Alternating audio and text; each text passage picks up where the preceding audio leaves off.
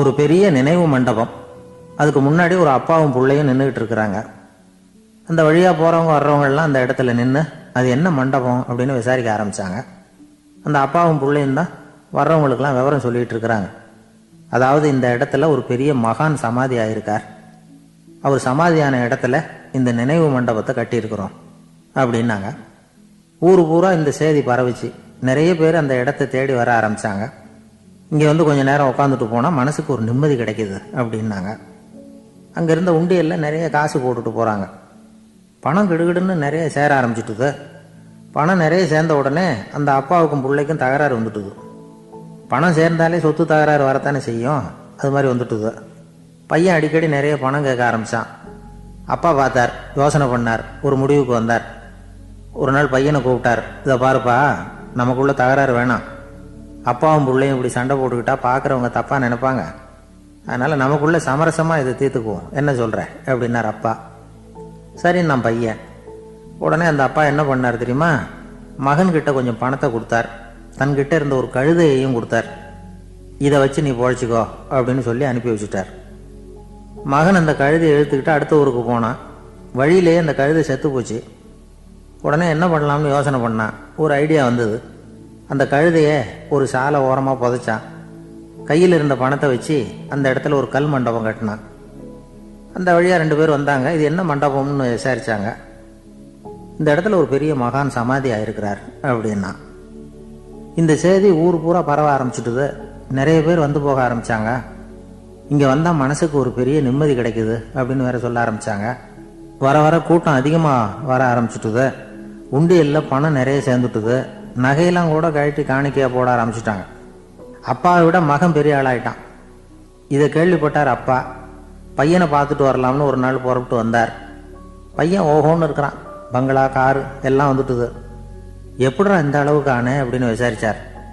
அப்பா, எல்லாம் உங்கள் ஆசீர்வாதம் தான். நீங்கள் கொடுத்த மூலதனத்தை வச்சு தான் இவ்வளவும் சம்பாதிச்சேன் அப்படின்னு நான் பையன். அது எப்படிறான்னு விசாரித்தார். அப்பா, நீங்கள் ஒரு கழுதை குட்டியும் கொஞ்சம் பணமும் என்கிட்ட கொடுத்து அனுப்பி வச்சிங்க. அதை எடுத்துக்கிட்டு வந்தேன். வர்ற வழியில் அந்த கழுதை செத்து போச்சு. உடனே யோசனை பண்ணேன். அந்த கழுதையை இந்த இடத்துல புதைச்சேன். கையில் இருந்த பணத்தை வச்சு மண்டபம் கட்டினேன். மகான் ஒருத்தர் சமாதி ஆயிருக்கார் அப்படின்னு வதந்தியை கிளப்பி விட்டேன். ஜனங்கள்லாம் ஏமாந்து போய் காசை கொண்டாந்து போட ஆரம்பிச்சிட்டாங்க. நான் பொழைச்சிக்கிட்டு இருக்கிறேன் அப்படின்னா. இப்போதான்டா நீ என் புள்ள அப்படின்னு சொல்லி சந்தோஷப்பட்டாரான் அந்த அப்பா. ஏன் அப்படி சொல்கிறீங்கன்னு கேட்டிருக்கான் பையன். கழுதை குட்டியை புதைச்சி மண்டபம் கட்டியிருக்கிற நீ, ஏற்கனவே நம்ம ஊரில் நாம் கட்டியிருக்கிறோமே மண்டபம், அது இந்த கழுதையோட அம்மாவை புதைச்ச இடம். மகான் சமாதி ஆயிருக்காருன்னு நானும் சும்மா கப்ஸாக தான் விட்டுக்கிட்டு இருக்கேன் அப்படின்னாரான் அப்பா. முட்டாள் ஜனங்களை நினச்சி அந்த 2 பேரும் சத்தம் போட்டு சிரிச்சாங்களாம். மனுஷன் ஏமாத்துறது ரொம்ப சுலபம். என் கூட படித்த ஒருத்தன் திடீர்னு ஒரு நாள் எல்லாருக்கும் அருள் வாக்கு சொல்ல ஆரம்பிச்சிட்டான். அவன் ஒரு ஆஃபீஸ்லேயும் வேலை பார்க்குறான். ஆஃபீஸில் உள்ளவங்கெல்லாம் அவங்ககிட்ட வந்து அருள் வாக்கு கேட்குறது வழக்கம். ஒரு நாள் நான் அவன் முன்னாடி போய் உட்காந்து பேசிக்கிட்டு இருந்தேன். அப்போ அதே ஆஃபீஸில் வேலை பார்க்குற ஒருத்தர் அவங்ககிட்ட வந்து, சுவாமி, என் மேஜையில் வச்சுருந்த பேனா திடீர்னு காணாமல் போட்டுது, அது திரும்ப கிடைக்குமா எனக்கு அப்படின்னு கேட்டார். இவன் கண்ணை உருட்டி பார்த்துட்டு, அது உனக்கு கிடைக்காது, புதுசாக வேற ஒன்று வாங்கிக்கப்போ அப்படின்னா. சரின்னு அவர் போயிட்டார். அவர் போனதுக்கப்புறம் நான் மெதுவாக இவனை பார்த்து, அது எப்படிறா அது உனக்கு கிடைக்காதுன்னு அவ்வளோ உறுதியாக அவர்கிட்ட சொன்னேன் அப்படின்னு கேட்டேன். இவன் மெதுவாக என் காதுகிட்ட வந்து, அந்த பேனாவை கிளப்புனதே நான் தான் அப்படிங்கிறான். இங்கே இருக்கிற எல்லோருக்கும் வணக்கம். நான் அதிகமாக இந்தியாவை விட்டு வெளிநாடு எதையும் இதுவரை பார்க்காதவன். இப்பொழுதுதான் சமீபத்தில் தான் முதல் தடவையாக உங்கள் ஊருக்கு வந்திருந்தேன், சில காலங்களுக்கு முன்னால். இப்பொழுது 2வது தடவையாக இங்கே வர்றேன். இது ரொம்ப மகிழ்ச்சிகரமான ஒரு நாள். மகிழ்ச்சிகரமான சூழ்நிலையில் உங்களை எல்லாம் சந்திக்கிறதுல எனக்கு ரொம்ப மகிழ்ச்சி. ஏன்னா தேசிய தின மகிழ்ச்சி கொண்டாட்டத்திலே நீங்கள் எல்லாம் கலந்து கொண்டிருக்கிறீர்கள். நேற்று நானும் அந்த தொலைக்காட்சியிலே அந்த அணிவகுப்பு எல்லாத்தையும் பார்த்தேன். எந்த அளவுக்கு ஒற்றுமையாக செயல்பட்டால் எதையும் வெல்லலாம் அப்படிங்கிறதுக்கு ஒரு உதாரணமாக இந்த நாட்டில் இருக்கிற நீங்கள் எல்லாம் உழைத்து கொண்டிருக்கிறீர்கள். அது எனக்கு ரொம்ப மகிழ்ச்சி. இப்படி ஒற்றுமையாக இருந்தால் எவ்வளோ பெரிய வியாதியை கூட விரட்டி போடலாம் அப்படிங்கிறது மாதிரி நிரூபித்திருக்கிறீர்கள். அதனால் உங்களெல்லாம் சந்திக்கிறதுல எனக்கு ரொம்ப மகிழ்ச்சி. எனக்கு இது மாதிரி இவ்வளவு பெரிய கூட்டத்தில் என்னோட வந்திருக்கிற பெரியவர்கள் பேசி பழக்கம். நான் அதிகமான கூட்டத்தில் பேசி பழக்கம் இல்லை. ஆனால் ரேடியோவில் ஒரு 20-25 வருஷம் பேசியிருக்கிறேன். அதனால் எனக்கு எதிரில் கூட்டமே இல்லாமல் பேசி தான் பழக்கம். அது வெறும் மைக்கு மட்டும் இருக்கணும், எதிரில் யாரும் இருக்கக்கூடாது. அப்படியே ரேடியோவில் பேசி பழக்கப்பட்டதுனால ஒரு பெரிய பிரம்மாண்டமான கூட்டத்தை பார்த்தது எனக்கே ஒரு மாதிரியாக இருக்கும். அதனால் கூட்டம் இல்லாமல் எனக்கு இப்போ கூட நீங்கள் எல்லோரும் எழுந்திரிச்சு வெளியில் போயிட்டால் ரொம்ப நல்லா பேசுவேன். நீங்கள் வெளியில் இருந்துட்டு கேட்கணும், ஏன்னா அப்படியே பழகி போச்சு. இருந்தாலும் இதில் எனக்கு என்னென்னா, இப்போ தமிழ்நாட்டில் நான் பலதரப்பட்ட கூட்டத்தில் பேசி சமீப காலத்தில் பேசியிருக்கிறேன். இந்த எல்கேஜி யூகேஜி படிக்கிற குழந்தைகள் முன்னாடி என்ன பேச சொல்லுவாங்க, எல்கேஜி யூகேஜி அந்த குழந்தைகள். அப்போ நான் எப்போ முடிக்கணுங்கிறது எனக்கு தெரியும், ஏன்னா அதுக்கு ஒரு அறிகுறி. அந்த குழந்தை என்ன பண்ணோம்னா மொதல் வரிசையில் இருக்கிறது அப்படி தரையை கீறும். கேட்டுச்சுன்னா அது போதும் அப்படின்னு அதுக்கு முடிச்சுக்கோன்னு அர்த்தம். அதை பார்த்து தான் நான் முடிச்சுக்கிறது வழக்கம். கொஞ்சம் பெரிய ஹைஸ்கூல்னால் யாராவது பசங்க 2-3 பேர் கொட்டாவி விடுவாங்க, அதை பார்த்து அதை முடிச்சுக்கிறது வழக்கம். கல்லூரின்னா விசில் அடிப்பாங்க யாராவது 1-2 பேர். இப்படி எனக்கு பலதரப்பட்ட எப்போ முடிக்கணுங்கிறதுக்கு அப்படிலாம் அறிகுறி உண்டு. எனக்கு ரொம்ப பிடிச்சது என்னென்னா, இந்த முதியோர் இல்லங்கள் இருக்குது பாருங்கள். முதியோர் இல்லம், பென்ஷனர் அசோசியேஷன்லாம் இருக்குது தமிழ்நாட்டில். எல்லாம் 60-70 வயசுக்கு மேற்பட்டவர்கள். அவங்க கூட்டத்தில் பேசுகிறது தான் எனக்கு ரொம்ப பிடிக்கும். ஏன்னா நான் பாட்டுக்கு பேசிக்கிட்டே இருப்பேன், அவங்களும் அசையாமல் கேட்டுக்கிட்டு இருப்பாங்க. அதுக்கு என்ன காரணம்னா, காது கேட்காது. அது எனக்கு அப்புறம்தான் தெரியும். பேசி முடிச்சுட்டு இறங்கி போனால் அந்த மொதல் பெஞ்சில் உட்காந்துருக்கிறவர் நாற்காலில், என்ன சார் முடிச்சிட்டிங்க போல் இருக்கு அப்படிம்பார். எப்படி சார் கண்டுபிடிச்சிங்க, அதான் இறங்கி வந்தீங்கல்ல அப்படிம்பார். அதனால் அது மாதிரி கூட்டத்தில் ஒன்றும் எனக்கு சுத்தமாக யாரும் இருக்கக்கூடாது எதிரில். இல்லைன்னா அந்த முதியோர் இல்லம் மாதிரி அப்படி காது கேட்காதவங்களாம் உட்காந்துருக்கணும். இங்கே அப்படி இல்லை, எல்லாம் ரொம்ப விழிப்போடு இருக்கீங்க, காதை திறந்து வச்சுக்கிட்டு. அது மாதிரி என்ன போன்ற ஆட்களுக்கு கொஞ்சம் இது பேசுகிறதும் சில பேருக்கு என்னென்னா, பேச்சு மைக்கை பார்த்ததும் எனக்கு எப்போ நேரங்காலம் தெரியாது, முடிக்கிறதுக்கு தெரியாது. அப்படியும் உண்டு பேச்சாளர்கள் பல ரகம். நான் கூட இப்போ ஒரு ஏற்பாடு பண்ணியிருக்கிறேன். என்னுடைய நண்பர் சுபாஷ்னு ஒருத்தர் வந்திருக்கார். அவர்கிட்ட சொல்லியிருக்கேன், நான் எப்போ முடிக்கணும்னு தோணுதோ அப்போ லேசாக தலையை சொறி நான் முடிச்சுக்கிறேன். என்ன கடிகாரமும் கிடையாது, ஒன்றும் கிடையாது, நான் எப்போ ஆரம்பிக்கிறேன் எப்போ முடிக்கிறேன்னு தெரியாதுன்னு சொன்னேன். இதே மாதிரி கும்பகோணத்தில் சமீபத்தில் ஒரு கூட்டத்துக்கு போகும்பொழுது அந்த ஏற்பாட்டாளரை உட்கார வச்சு, நீ முடிக்கணும்னு தோன்றப்போ தலையை சொறியா நான் புரிஞ்சுக்கிறேன்னு சொல்லிவிட்டு, பெரியோர்களே தாய்மார்களேன்னதும் உடனே தலையை சொன்னாங்க.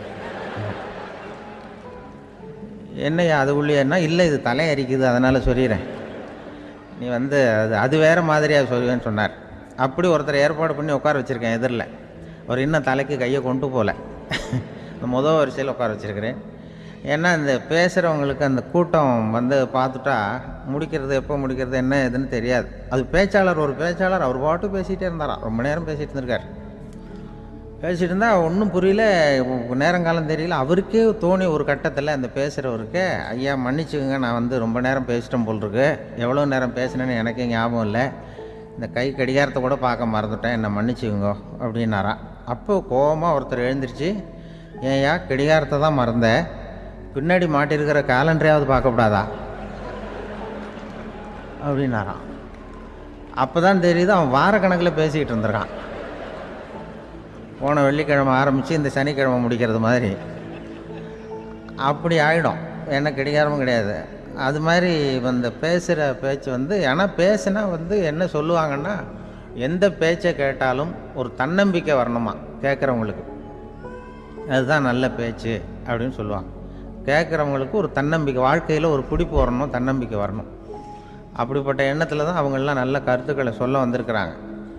அது என்னென்னா, ஒரு ஒரு ஒரு ஒரு இளைஞன் எங்கெங்கேயோ வேலை தேடி இருக்கான், வேலையே கிடைக்கல. உடனே ஒரு தண்டவாளத்தில் போய் தற்கொலை பண்ணி தண்டவாளத்தில் தலையை வச்சு படுத்துட்டானான்.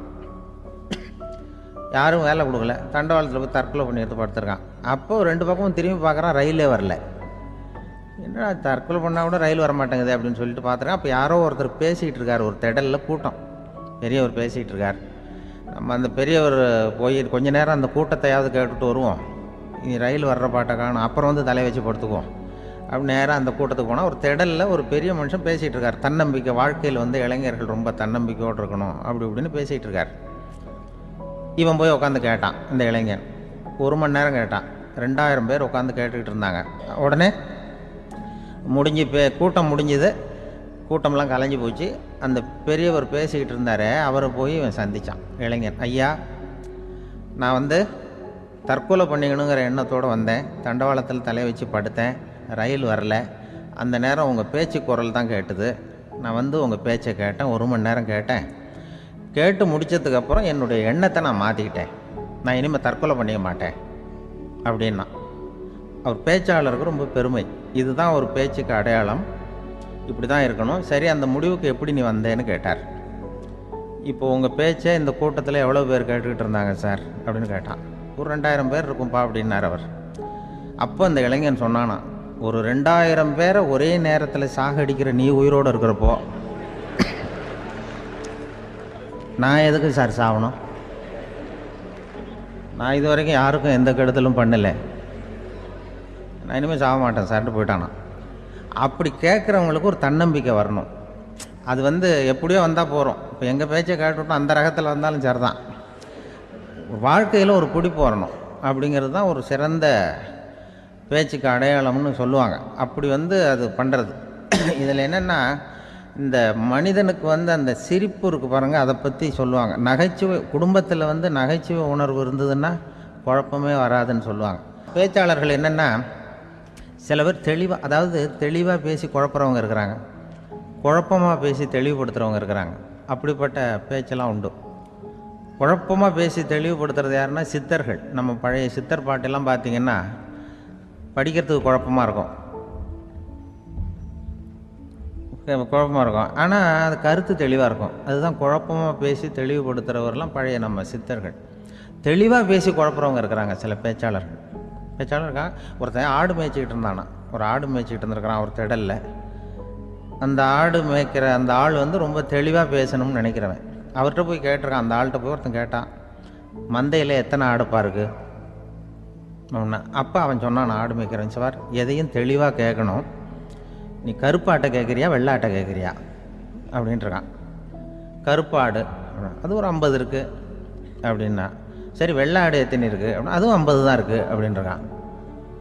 இன்னும் ரெண்டும் ஒரே ஆன்சர் தானே சொல்கிறான் அப்படின்னு சொல்லி, சரி இந்த ஆடெல்லாம் எவ்வளவு புல் சாப்பிடும் ஒரு நாளைக்கு சார்? மறுபடியும் தெளிவாக கேளுங்க, கருப்பாடா வெள்ளாடா?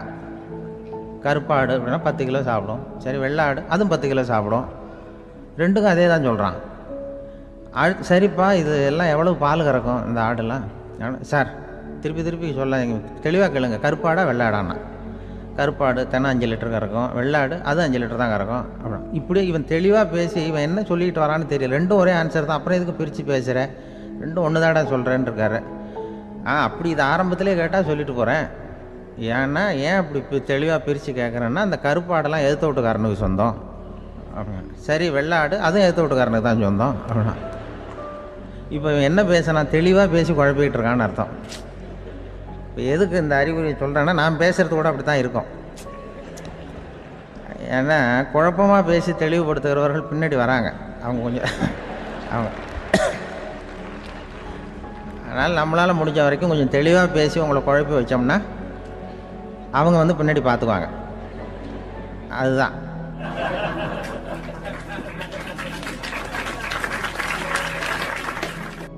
எனக்கு எங்கள் ஊர்லேயே ஒரு பேர், எங்கள் ஊர் நண்பர்கள் கூட இங்கே வந்திருக்கிறாங்க. எங்கள் ஊரில் இருக்கிறவங்க இந்த ஊரில் வேலை பார்க்குறாங்கங்கிறது எங்கள் ஊர் பக்கத்து ஊர் இப்போ தான் தெரியும்.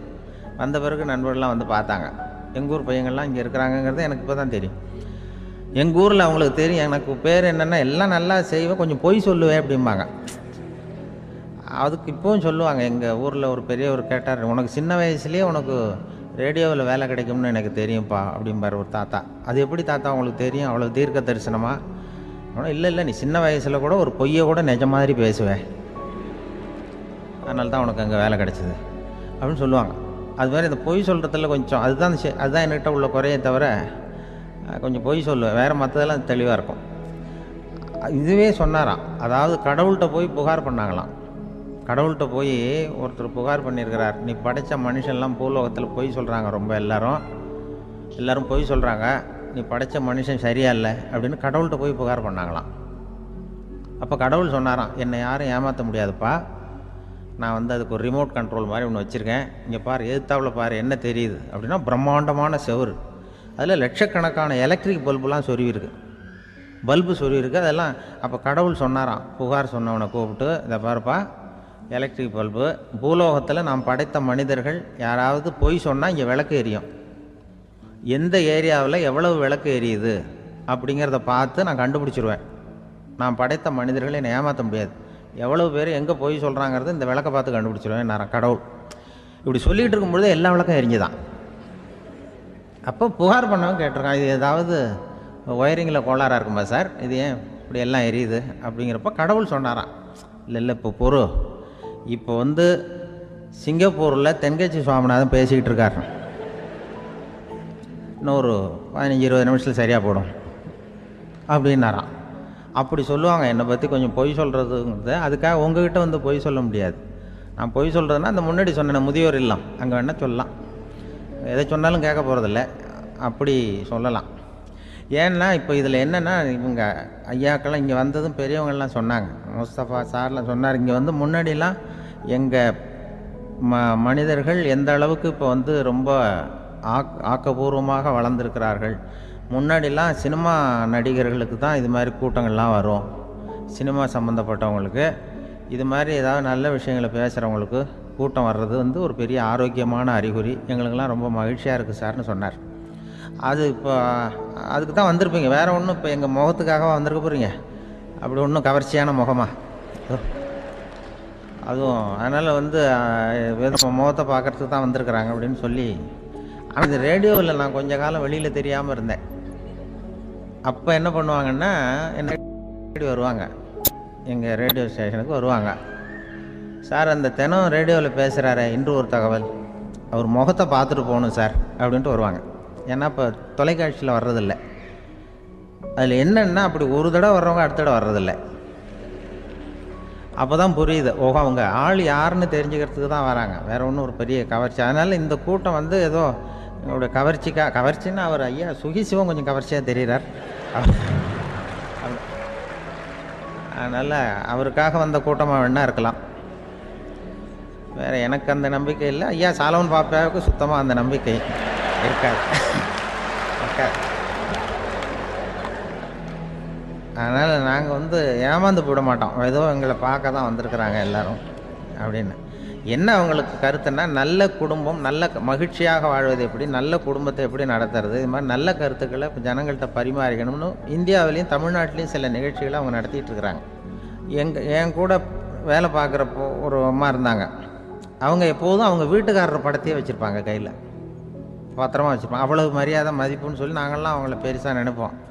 இது எதுக்குமா அவங்க வீட்டுக்காரர் படத்தை பத்திரமா இல்லை கையிலேயே வச்சுருக்கீங்களே, ஆஃபீஸுக்கெல்லாம் எடுத்துகிட்டு வந்து வச்சு அடிக்கடி எடுத்து பார்த்துக்குவாங்க, அவ்வளவு பிரியமாக அவங்க வீட்டுக்காரர் இல்லை. ஆமாம், எனக்கு வந்து ஏதாவது பிரச்சனை வந்துவிடுதுன்னா உடனே எங்கள் வீட்டுக்காரர் படத்தை எடுத்து பார்ப்பேன். பரவாயில்ல, இப்படி ஒரு இதாக, ஆமாம் இதை பார்த்துட்டு நினச்சிக்குவேன், இதை விட பிரச்சனை வேறு என்ன இருந்துட போகுது உலகத்தில் அப்படின்னு நினச்சிக்குவேன், உடனே எனக்கு எல்லாம் போயிடும் அப்படின்ட்டு தான். அப்படி ஒரு அம்மா இருந்தாங்க, இப்போவும் இருக்காங்க, வேலை பார்த்துக்கிட்டு இருக்காங்க. அப்படிலாம் இங்கே இருக்கிற தாய்மார்கள் பெண்கள் யாராவது அப்படி கூட பண்ணலாம். எப்போதுமே உங்கள் வீட்டுக்காரர் படத்தை கையில் வச்சுக்கோங்க, அது ஒரு யோசனை, குடும்பம் குதூகலமாக இருக்கிறதுக்கு அது ஒரு யோசனை. அதே மாதிரி இவங்களும் அவங்க படத்தை வச்சுக்கலாம், வச்சுக்கிட்டு பிரச்சனை வரும்போது பார்த்துக்கணும், இதை விட நமக்கு என்ன வந்துட போகுது பெருசாக அப்படி தான் இருக்கணும். குடும்பம் வந்து நல்லபடியாக இருக்கணும்னா அதுக்கு இப்போ சொல்லுவாங்க, கடவுளே வந்து ஒரு வீட்டு கணவன், வீட்டு தலைவர் கனவுல வந்தாராம். கடவுள் வந்து இது மாதிரி உன்னை விட்டுட்டு உங்கள் குடும்பத்தை உன்னையெல்லாம் விட்டுட்டு போக போகிறேன்னா, அதனால் ஏதாவது வர வேணும்னா கேட்டு போய் வாங்கிக்கோ அப்படின்னு கடவுள் சொன்னாராம் அந்த குடும்ப தலைவர்கிட்ட. அவருக்கு என்ன கேட்குறதுன்னு புரியல, கடவுள் வந்து விட்டுட்டு போகிறேங்கிறார், ஏதாவது வரம் கேட்டுக்கோ அப்படின்னு நம்ம என்ன பண்ணுறது, என்ன கேட்குறதுன்னு ஒன்றும் புரியல, குழம்பிக்கிட்டு இருந்தான் அந்த ஆள் கனவுல. இப்போ கடவுள் சொன்னாரா, சரி நீ ரொம்ப குழப்பமாக இருக்க, நாளைக்கு மறுபடியும் உன் கனவுல வரேன், அதுக்குள்ளே நீ முடிவு பண்ணி வை. உனக்கு என்ன வரம் வேணுமோ கேட்டு வாங்கிக்கோ, உனக்கு வரம் கொடுத்துட்டு நான் போயிடுறேன், உன்னை விட்டுட்டு போகிறதா நான் முடிவு பண்ணிட்டேன் அப்படின்ட்டுருக்காரு கடவுள். சரி, ஒரு நாள் அவகாசம் கொடுங்க, நாளைக்கு நான் அதுக்குள்ளே முடிவு பண்ணி வைக்கிறேன்ட்டு அவர் வந்தார். மறுநாள் முழிச்சுக்கிட்டார். முழிச்சுக்கிட்டு மனைவி, மகன், மக்கள் எல்லாரையும் கூப்பிட்டார், குடும்பத்தில் எல்லாரையும். இப்படி வாங்க, இது மாதிரி நேற்று கனவுல வந்தார் கடவுள், நம்மளை விட்டுட்டு போக போகிறாராம், என்ன வரம் வேணும்னு கேட்டு வாங்கிங்கோ அப்படின்னு இப்போ சொல்லிட்டார். என்ன கேட்குறதுண்ணா அப்படின்னு அந்த கணவன் கேட்குறான். இந்த மனைவி சொல்கிறாங்க, என் உடம்பு பூரா நகையாக இருக்கணும் அப்படின்னு கேள் அப்படின்ட்டுருக்கு. அதுக்குள்ளே அந்த ஒரு பொண்ணு ஓடி வந்து, அப்படிலாம் கேட்காதப்பா கடவுள்கிட்ட, இப்போ இருக்கிற சொத்து எவ்வளோ இருக்கோ அதுபோல் இன்னொரு பங்கு வேணும்னு கேள் அப்படின்னு. அந்த பையன் வந்து அவன் வேறு சொன்னான், அவன் அது நமக்கு வந்து இது போல் ஒரு 10 பங்காவது வேணும், 2 பங்களா, கார் வேணும் அப்படின்னு அவன் ஒரு லிஸ்ட்டை கொடுத்தான். இவர் என்ன கேட்குறதுன்னு முடிவு பண்ணுறதுக்குள்ள அங்கே வேலை செய்கிற அம்மா, ஒரு வயசான அம்மா வந்திருக்கு, வேலை செய்கிற அம்மா. அது வந்து சொல்லிச்சான் இவர்கிட்ட, தப்பாரு கடவுள்கிட்ட அப்படிலாம் கேட்காதப்பா, நாளைக்கு வரும்பொழுது என்ன வர வேணும்னா எங்கள் குடும்பத்தில் எல்லாரும் அன்பாக இருக்கணும், பாசமாக இருக்கணும்னு கேட்டு வாங்கிக்கோ வரத்தை. அன்பு பாசம் குடும்பத்தில் எப்போதும் நிலவணும்னு கேட்டு வாங்கிக்கோ, வேற எல்லாம் நம்ம பார்த்துக்கலான்னு அந்த பெரியம்மா சொல்லிச்சான். மறுநாள் அதே மாதிரி படுத்து தூங்கினார். கடவுள் கனவுல வந்தார். வந்து கேட்கும்பொழுது இவர் சொன்னாராம், ஐயா எனக்கு வந்து எங்கள் குடும்பத்தில் நாங்கள் கணவன், மனைவி, பிள்ளை, குட்டி எல்லாம் பாசமாக இருக்கணும், அன்பாக இருக்கணும், இதுதான் எங்களுக்கு வர வேணும் அப்படின்னு கேட்டாராம். இவர் கேட்டதும் கடவுள் வந்து தலையை சொரிய ஆரம்பிச்சிட்டாராம். ஏன் என்ன யோசிக்கிறீங்கன்னு கேட்டிருக்காரு. நீங்கள் அன்பாக பிரியமாக இருந்தீங்கன்னா அப்புறம் ஏன் நான் உங்களை விட்டுட்டு போக போகிறேன்? நான் ஏற்கனவே இல்லைங்கிறதுனால தான் உங்களை விட்டு போகலாம்னு முடிவு பண்ணியிருந்தேன். இப்போ நீங்கள் ஏற்கனவே பாசமாக இருந்தீங்கன்னா நான் இனிமேல் போக மாட்டேன், அதனால் ஏன் முடிவை மாற்றிக்க வேண்டியதுதான், உங்கள் கூட தான் இருக்க போகிறேன்னாராம். இப்படி ஒரு கதை சொல்லுவாங்க. அதனால் ஒரு குடும்பத்தில் அந்தந்த உறவு முறைகள் சரியாக இருக்கிற வரைக்கும் எல்லாம் நல்லாயிருக்கும். அங்கே தான் இறைவன் வாழும் இல்லம்ங்கிறாங்களே, அதுதான் அது. அதில் அந்த குடும்ப தலைவருங்கிறவர் கணவன் அப்படிங்கிறதுனால அவருக்கு தான் பொறுப்பு. அவருக்கு நிறைய சகிப்புத்தன்மை வேணும், கோபம் வரக்கூடாது, யார் என்ன சொன்னாலும் போகணும். சில கணவன்மார்கள் வந்து எது சொன்னாலும் மனைவி வந்து தட்டுறதில்லை. அங்கே போனால் போவாங்க, எதுக்கு போக சொல்கிறேன்னு கேட்குறதில்ல, போகிறது. இங்கே வான்னா வர்றது. திருவள்ளூர் மனைவி இருந்தாருன்னு சொல்கிறாங்கல்ல, அது மாதிரி. அது எப்படின்னா ஒருத்தர் சொன்னார், அது அப்படி இல்லை, அதுக்கு ஒரு கதை சொன்னார். ஹிட்லர் வந்து வந்தாராம் ஒரு தடவை, ஒரு பெரிய கப்பல் மேலே, கப்பலுடைய மேல் தளத்தில் ஹிட்லர் வந்துக்கிட்டு இருக்கார். ஒரு இங்கிலீஷ் கேப்டன் எதிரில் நிற்கிறான். அவனுக்கு பெரிய ஆச்சரியம், இந்த ஆள் எப்படி இப்படி ஒரு தனி மனிதனாக இருந்துக்கிட்டு உலகத்தையே இப்படி இந்த பாடுபடுத்துகிறார் அப்படின்னு சொல்லி, உன்னுடைய வெற்றிக்கு என்ன காரணம்னு கேட்டாராம் அந்த இங்கிலீஷ் கேப்டன். இப்போ ஹிட்லர் சொன்னாராம், என்னுடைய வெற்றிக்கு காரணம் என்கிட்ட வேலை செய்கிற ஊழியர்கள். நான் கிழிச்ச கோட்டை தாண்ட மாட்டாங்க, நான் என்ன சொல்கிறேனோ அதை உடனே செய்வாங்க, ஏன் எதுக்குன்னு எதிர்த்து பேச மாட்டாங்க, அதுதான் என்னுடைய வெற்றிக்கு காரணம் அப்படின்னு சொல்லி அதை நிரூபித்து காட்டுறேன் பார் அப்படின்னு சொல்லி கையை தட்டினாராம் ஹிட்லர். உடனே ஒரு சிப்பாய் எங்கேருந்து வந்து லெஃப்ட் ரைட்னு போட்டு வந்து சல்யூட் பண்ணி நின்னான். உடனே ஹிட்லர் சொன்னார், நீ அப்படியே இந்த கப்பல் மேல் தளத்துலேருந்து அப்படி கடலில் விழுந்து செத்து போடா அப்படின்னு பொத்துன்னு குதிச்சுட்டான். எதுக்கு சொல்கிறேன் என்ன இதில், உடனே குதிச்சு செத்து போட்டான். இவருக்கு பெரிய ஆச்சரியம் கேப்டனுக்கு. ஹிட்லர் சொன்னார், இதுதான் என்னுடைய வெற்றிக்கு காரணம், தப்பார் இன்னொருத்தனை கூப்பிட்றேன் அப்படின்னு தட்டினா இந்த பக்கத்துலேருந்து ஒருத்தன் வந்தான், லெஃப்ட் ரைட்னு வந்து நின்னா, நீ இப்படி குதிச்சு செத்து போடா அப்படின்னு பொத்துன்னு குதிச்சுட்டான். எதுக்கு போக சொல்கிறீங்கன்னு ஒன்றுமே கேட்கல, குதினா உடனே குதிச்சுட்டான். அப்போ ஹிட்லர் சொன்னார், இதே மாதிரி என்னுடைய ஒவ்வொரு ஊழியர்களும் இருக்கிறாங்க, நானும் ஊழியர்களை இழக்கிறதுக்கு தயாராக இல்லை, தப்பார் தயாராக இருப்பேன் எப்போதும், தப்பார் இன்னொருத்தர் தட்டுறேன்னு இன்னொருத்தர் வந்தார். எதிர்த்தாவில் இருந்து ஒருத்தன் லெஃப்ட் ரைட் சல்யூட் அடித்தான். நீயும் குதிச்சு செத்து போடான்ருக்கார் ஹிட்லர். இவனால் பொறுக்க முடியல, இந்த இங்கிலீஷ் கேப்டன் அனாவசியமாக ஒவ்வொருத்தனாக குதிச்சுட்றானேன்னு சொல்லி ஓடி போய் அவனை குதிச்சிட்டான். குதிக்கிறதுக்கு முன்னாடி பிடிச்சி தனியாக எடுத்துகிட்டு போட்டான். தனியாக எடுத்துகிட்டு போய் அந்த சிப்பாய்கிட்ட கேட்டாரான் அந்த இங்கிலீஷ் கேப்டன், ஏன்ப்பா அந்த ஆள் குதிக்க சொல்கிறான்னா நீ ஏன் எதுக்குன்னு கேட்குறது இல்லையா, உடனே குதித்து செத்து போகிறீங்களே, இதெல்லாம் என்ன அநியாயம் அப்படின்ட்டுருக்கான் அந்த இங்கிலீஷ் கேப்டன் கையை பிடிச்சிக்கிட்டு. உடனே அந்த சிப்பாய்க்கு கோவம் வந்துட்டு தான், உடையா கையை, இவன்ட்ட வேலை பார்க்குறத விட உழுந்து செத்து போகலான்னு நான் குதிக்கிறான், என்ன அனாவசியமாக எதுக்கே இருக்க சொல்கிறேன் அப்படின்னு சொல்லி குதிச்சுட்டானா. அதனால் இந்த உடனே சொல்கிறத செய்கிறாங்க பாருங்கள், அவங்கள நம்பக்கூடாது. கணவன்மார்களுக்கு ஒரு எச்சரிக்கை, சொல்கிறத உடனே செஞ்சுருவாங்க மனைவி, நீ அங்கே போனால் போங்க வரணும் அது ஹிட்லர் மாதிரி நினைக்கிறாங்கன்னு அர்த்தம். இதுகிட்ட பேசிக்கிட்டு இருக்கிறத விட சொல்கிறத செஞ்சுட்டு போடுவோமே, அப்படி சமாளிக்கிற கணவன்மார்கள் உண்டு. குடும்பத்தில் வந்து அப்படிலாம் இருந்து சமாளிக்கிறாங்க. குடும்பத்தில் ஒருத்தர் அனுசரிப்பு தன்மைங்கிறது ரொம்ப அவசியம். கணவன் மனைவின்னா அனுசரித்து போகணும்னு சொல்லுவாங்க. அதாவது ஒரு கணவன் அதுக்காக தான் அந்த காலத்துலலாம் ஒரு வீட்டுக்கு வந்து மாப்பிள்ளை தேடுறதுங்கிறது ஒரு பெரிய குடும்பத்தை நிர்வகிக்கிற அளவுக்கு ஒரு கணவனாக வரக்கூடிய எப்படி இருக்கணும் அப்படின்னா, அந்த காலத்தில் புலி வேட்டைக்கு போகணும். ஒரு பொண்ணுக்கு மாப்பிள்ளை தேடுறதுன்னா நம்ம தமிழ் பழக்கம் என்னென்னா, காட்டுக்கு போய் ஒரு புலியை வேட்டையாடிட்டு வரணும். அந்த புலி பல்லு அல்லது நகத்தை கொண்டுட்டு வரணும் அந்த இளைஞன். அதை வந்து வீட்டில் கொடுப்பான். அதை தான் கட்டி அதை வந்து இதாக கட்டுவாங்க, மாலையாக போடுவாங்க, தாலியாக கட்டுவாங்க. அதாவது வீரம் இருக்கா பையனுக்குன்னு பார்ப்பாங்க. ஒரு பொண்ணு வேணும்னா நீ முதல்ல வீட்டுக்கு பொண்ணு கேட்க போகக்கூடாது, காட்டுக்கு போகணும், போய் புளியை கொண்டு வா, அதுக்கப்புறம் தான் உனக்கு பொண்ணு அப்படின்னு சொல்லுவாங்க. இப்போவெல்லாம் ஏன் போகிறது இல்லைன்னா, இப்போலாம் ஒருத்தனை வந்து காட்டுக்கு போய் புலிப்பல் கொண்டு வரனா புலி தான் மாப்பிள்ளையாக வரும். அதனால தான் இப்போ போகிறதில்ல யாரும் காட்டுக்கு. அப்போ வந்து பெண்களும் வந்து ரொம்ப வீரமாக இருந்தாங்க. பெண்கள் மூலம் அந்த காலத்தில் எப்படின்னா முறத்தாலேயே புலியை துரத்துவாங்களாம். நம்ம பழைய பாட்டிலெல்லாம் பார்த்துருப்பீங்க, முறத்தால் புலியை விரட்டினாங்கன்னு வரும் பழைய பாட்டு. ஒரு அந்த அளவுக்கு பெண்களுக்கு வீரம். இப்போ கல்யாணம் ஆகி இந்த காலத்தில் ஒரு கணவனை வந்து விரட்டிட்டு வந்தாங்களாம் முறத்தை எடுத்துக்கிட்டு. ஒரு மனைவி அவன் பயந்துட்டு வெளில ஓடி வரான், பின்னாடி முறத்தை எடுத்துகிட்டு அந்த அம்மா ஓடி வருது. இவனை தனியாக பிடிச்சி கொண்டு போய், என்னப்பா இந்த மனைவிட்டு இப்படி பயந்து ஓடி வரியே, முறத்தால் துரத்துறா இப்படி வரியே அப்படின்னு தான் அவன் அப்படியே தடுமாறிக்கிட்டு, அதெல்லாம் ஒன்றும் இல்லை, அவன் என்னை புலியாக நினைக்கிறா அப்படின்னு ஒரு பெருமையாக சொல்லிட்டானான். அந்த காலத்தில் புலியை தான் முறத்தால் விரட்டினாங்க, இப்போ புருஷனை விரட்டுறாங்க அப்படின்னு சொல்லி. அப்படி அந்த காலத்தில் வந்து கணவனுக்கு ஒரு குடும்பத்தை நிர்வகிக்கிற திறமை இருக்கா, உடல் வலிமை தான் முக்கியம். இப்போ கூட மதுரை பக்கத்தில் ஐயாவுக்கு தெரியும், அந்த இளவட்டக்கல்லுன்னு ஒரு ஊர். இப்போ ஊருக்கு ஊர் எல்லையில் கிடக்கும். ஊர் எல்லையில் ஒரு பெரிய கல் கிடக்கும். அந்த ஊருக்கு பொண்ணு கேட்க போகிறவங்க அந்த கல்லை தலைக்கு மேலே தூக்கி காட்டணும். அப்படியே தூக்கி தலைக்கு மேலே வசதி கீழே போடணும். அந்த வலு இருந்தால் தான் நீங்கள் அந்த ஊருக்குள்ளேயே போகலாம், பொண்ணு கேட்கறதுக்கு போகலாம். இல்லைன்னா நீ திரும்பி போக வேண்டியதான். அந்த வலிமை இருக்கா மாப்பிள்ளைங்கன்னு பார்க்குறாங்க. இளவட்டக்கல்லுன்னு பேர். அப்போ என்ன பண்ணாங்கன்னா, ஒரு 1000 வருஷத்துக்கு முன்னாடி அந்த கல்லை தலைக்கு மேலே தூக்கி கீழே போடுவாங்களாம். ஒரு 500 வருஷத்துக்கு முன்னாடி அப்படி கொஞ்சம் தூரம் இடுப்பு அளவுக்கு தூக்கி கீழே போட்டுக்கிட்டு இருந்துருக்குறாங்க. அதுக்கப்புறம் ஒரு 100 வருஷத்துக்கு முன்னாடியெல்லாம் அப்படி முழங்கால் அளவுக்கு அப்படி தூக்கி போட்டால் போகிறோம்னு வச்சுருந்தாங்களாம். இப்போ நான் அந்த ஊருக்கு என் கூட பழனிசாமின்னு ஒருத்தர் இருக்கார். அவர் போய், உனக்கு எப்படிப்பா இந்த ஊரில் கல்யாணம் ஆச்சு அப்படின்னா, இப்போலாம் நாங்கள் தொட்டு கும்பிட்டா போகிறோம், அதை அசைக்கிறது கூட இல்லை. அப்படி ஆகிட்டுது. ஒரு குடும்பத்தை கணவனாக வரப்போகிறவனுக்கான தகுதி அந்த காலத்தில் அப்படி இருந்துதான். அப்படி வந்து கணவன் வந்து தேர்ந்தெடுக்கிறது, குடும்ப தலைவனை தேர்ந்தெடுக்கிறது ஒரு பெரிய காரியம்.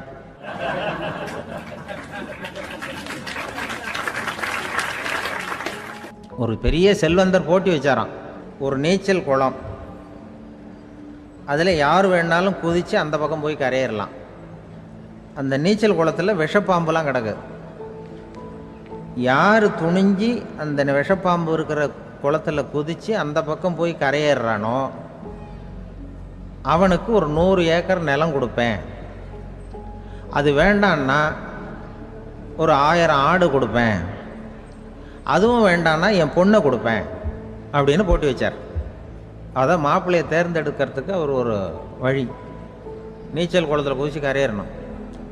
இப்போ அந்த ஊரில் இருக்கிற இளைஞர்கள்லாம் வந்து பார்க்குறாங்க அந்த குளத்தில் குதிக்கணும்னு.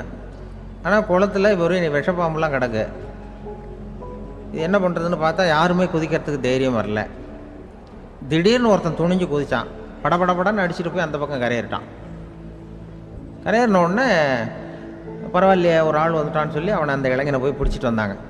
அந்த பெரியவர் கேட்டார், ஏப்பா இவ்வளவு பெரிய விஷப்பாம்பெல்லாம் கிடக்கிற நீச்சல் குளத்தில் நீ துணிஞ்சு குதித்து கரையேறி இருக்கிற, உனக்கு என்ன 1000 ஏக்கர் நிலம் கொடுத்துறவா, 100 ஏக்கர் நிலம் கொடுக்கவா சொல்கிறப்படி அப்படின்னா, வேண்டாம் சார்ன்றான்.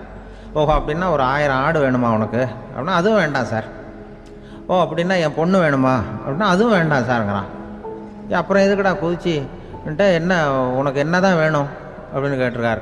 என்னை எவன் பிடிச்சி தள்ளி விட்டவன்னு தெரியணும் அப்படின்றான். அதுக்காக அவன் பார்த்துருக்கான். அப்படி இருந்தால் தான் துணிச்சல் வரும் இந்த காலத்தில்.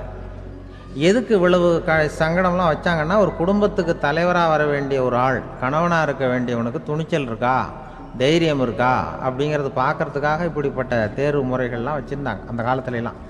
இப்போலாம் கல்யாணம் பண்ணுறது ஆளுக்கு நேரில் பார்க்காமலே கூட கல்யாணம் நடக்குது இன்டர்நெட்டில்.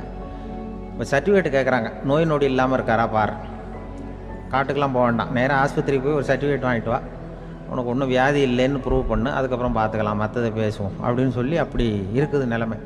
அதனால் குடும்பத்தில் வந்து அந்த கணவனாக இருக்கிற வேண்டியவனுக்கு பொறுப்பு அதிகம். ஏன்னா எல்லாத்தையும் அனுசரித்து போக வேண்டியதாக வந்தான். அப்படி தான் இருக்குது. அது ஒன்றுக்கு மேலே இந்த கல்யாணம் பண்ணிக்கிறாங்கல்ல, அது ரொம்ப அவஸ்தை. ஒருவனுக்கு ஒருத்திங்கிறது நம்ம இதெல்லாம் சொல்கிறது. ஒன்றுக்கு மேற்பட்ட திருமணங்கள் வந்து சங்கடத்தில் தான் கொண்டு வந்து விடும். நிறைய சொல்லுவாங்க, உலகத்திலேயே ஒரு பெரிய இது என்ன தெரியுங்களா, இயற்கை வந்து நிர்ணயம் பண்ணுது. இப்போ வந்து நம்ம சில பேருக்கு எனக்கு பொம்பளை பிள்ளை வேண்டாம் ஆம்பளை பிள்ளை வேண்டான்னு சொல்லி இந்த ஸ்கேன் பண்ணி என்னென்னவோ பண்ணிகிட்டு இருக்கிறாங்கல்ல. ஆனால் இயற்கை வந்து அந்த 50-50 ரேஷியோவை அது வந்து மெயின்டைன் பண்ணிகிட்ருக்கு. இந்த உலகத்தில் ஒரு அதிசயமான உண்மை என்னென்னா, 116 ஆம்பளை பிள்ளை பிறந்தா 100 பொம்பளை பிள்ளை பிறகுதான். உலக அளவில் 116 ஆம்பளை பிள்ளை பிறந்தா 100 பொம்பளை பிள்ளை பிறகுது. இது எதுக்கு 16 அதிகமாக பிறக்குதுன்னா, அந்த வாலிப வயசு அடையிறதுக்குள்ளே 16 செத்து போகுது. 16 அங்கங்கே ஓடுறது கொஞ்சம் முரட்டுத்தனமாக போகிறதுனால செத்து போகுது. அந்த 50-50 இந்த ஒருத்தருக்கு ஒருத்தங்கிற ரேஷியோவை இயற்கை வந்து மெயின்டைன் பண்ணிகிட்டு இருக்கு. அது ஒரு பெரிய அதிசயம். அதை விட பெரிய அதிசயம் என்னென்னா, இந்த உலக யுத்தம் நடந்ததில்ல, முதல் உலக யுத்தம், 2வது யுத்தம், அப்போ பார்த்துருக்குறாங்க, கணக்கு எடுத்துருக்குறாங்க. அந்த யுத்தம் முடிஞ்ச பிறகு 116 ஆம்பளை பிள்ளைக்கு பதிலாக 160 170 பிறக்க ஆரம்பிச்சுதான். 100 பெண் குழந்தைக்கு 170 180 ஆண் குழந்தை. இது எதுக்குன்னா, அந்த போரில் செத்து போகுதில்ல ஆம்பளை பிள்ளைகள், அதை ஈடுகட்டுறதுக்காக அதிகமாக பிறக்க ஆரம்பிச்சிருக்கு. அந்த அளவுக்கு வந்து இயற்கை வந்து ஒரு பெரிய ரேஷியோவை மெயின்டைன் பண்ணுது. அதாவது ஒருவனுக்கு ஒருத்திங்கிறத அது சொல்லிகிட்டு இருக்கு. புறாவெல்லாம் வளர்த்திங்கன்னா, நான் கூட புறா வளர்த்துருக்குறேன் ஊரில். புறா வளர்த்திங்கன்னா ஒரு தடவைக்கு 2 முட்டை தான் விடும் ஒரு வீட்டுக்கு. அந்த 2 முட்டையும் குஞ்சு பறிச்சுன்னா அதில் ஒன்று வந்து ஆணாக இருக்கும், ஒன்று பொண்ணாக இருக்கும். அது எந்த முட்டை ஆண் எந்த முட்டை பெண்ணுங்கிறத இயற்கை நிர்ணயம் பண்ணுது. அதை வந்து நம்ம மாற்றவே முடியாது. ரெண்டையும் அந்த பெண்ணாவோ 2 ஆணாவோ மாற்ற முடியாது நம்ம. அதனால் அந்த இயற்கையை புரிஞ்சுக்கிட்டு நாம் நடந்துக்கணும். அதனால தான் ஒரு கணவன் ஒரு மனைவி, அதான் ஒருத்தருக்கு ஒருத்தங்கிறது. ஒன்றுக்கு மேலேனா சங்கடம் தான். ஒரு பஸ்ஸில் வந்து ரெண்டு பெண்கள் வந்துக்கிட்டு இருந்தாங்களாம். பஸ்ஸு பிரயாணம். 2 பெண்கள் வந்து பக்கத்தில் உட்காந்துருக்காங்க.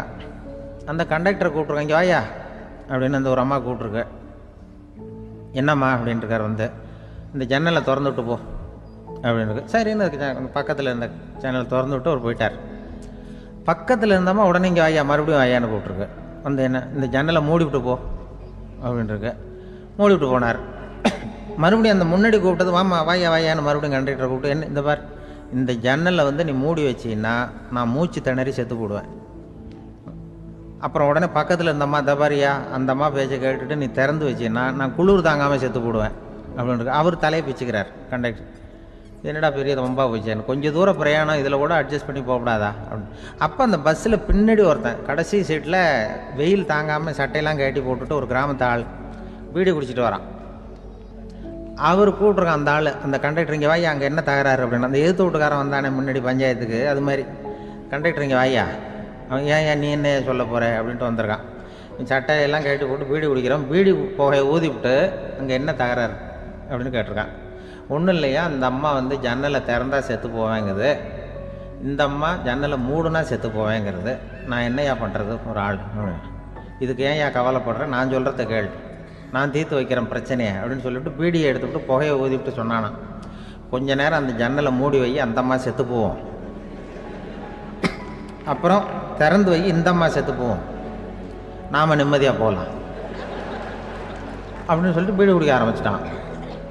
அவருக்கு கோவம் வந்துட்டுது கண்டக்டருக்கு. உனக்கு என்னையா நீ பாட்டுக்கு சொல்லிட்டு கொடுவ, அந்த 2 அம்மாவும் செத்து போச்சுன்னா அவங்க வீட்டுக்காரனுக்கெல்லாம் யார் பதில் சொல்கிறது அப்படின்னா, கவலையே படாத, 2 பேருக்கும் நான் தான் வீட்டுக்காரன். அதனால தான் அந்த யோசனையை சொன்னேன் அவங்ககிட்ட. அப்புறம் இதுதான், இந்த ஒன்றுக்கு மேலே போச்சுன்னா அது இயற்கைக்கு விரோதம், இப்படிலாம் ஆகும். அதனால தான் அவன் அவ்வளவு ஒன்றுமே வேண்டான்ட்டு கடைசி பெஞ்சு இதில் போய் சீட்டில் உட்காந்துக்கிட்டான். அப்படி அது இயற்கையை புரிஞ்சுக்கிட்டு வாழணுங்கிறது முக்கியம். குடும்பத்தில் வந்து கணவனுடைய பங்கு என்ன, மனைவியினுடைய பங்கு, குழந்தை குட்டிகள்லாம் சொல்லுவாங்க. அப்படி இருக்கணும். கணவன்கிறவனுக்கு நிறைய சகிப்புத்தன்மை தேவைப்படுது.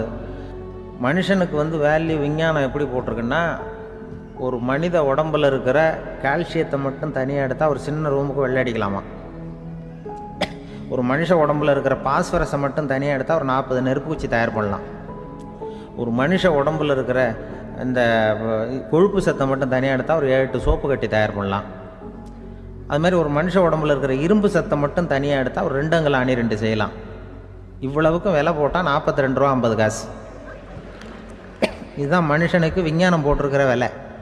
அது எப்போ அது ஒசரும்னா, அவன் மனுஷனாக இருக்கிற வரைக்கும் இருக்கிறப்ப. அதுவும் செத்து போனால் அதுவும் கிடையாது, செத்து போனால் அதுவும் குறைஞ்சிரும். மிருகங்களுக்கெல்லாம் அப்படி இல்லை, செத்ததுக்கு அப்புறம் விலை கூடும். அங்கெல்லாம் எல்லா ஊர்லேயும் பார்த்திங்கன்னா உயிர் கோழி 50 ரூபா, உரிச்ச கோழி 60 ரூபான்னு போட்டிருக்கோம். செத்ததுக்கு அப்புறம் 10 ரூபா அதிகம். மனுஷனை வந்து நீ உயிர் மனுஷன் 42 ரூபா 50 காசு, செத்ததுக்கு அப்புறம் 52 ரூபான்னா நீயே வச்சுக்கிடாது, எனக்கு எது கண்டு போடும்.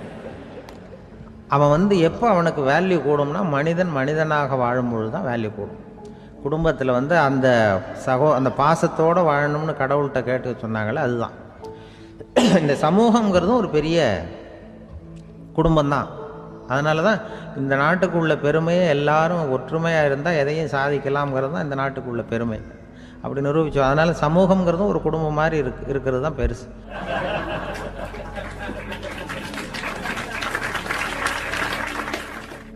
மனித நேயம்ங்கிறத பற்றி சொல்லுவாங்க. மனித நேயம் ஏன்னா ஒரு கணவனாக இருக்கணும், மனைவியாக இருக்கணும்.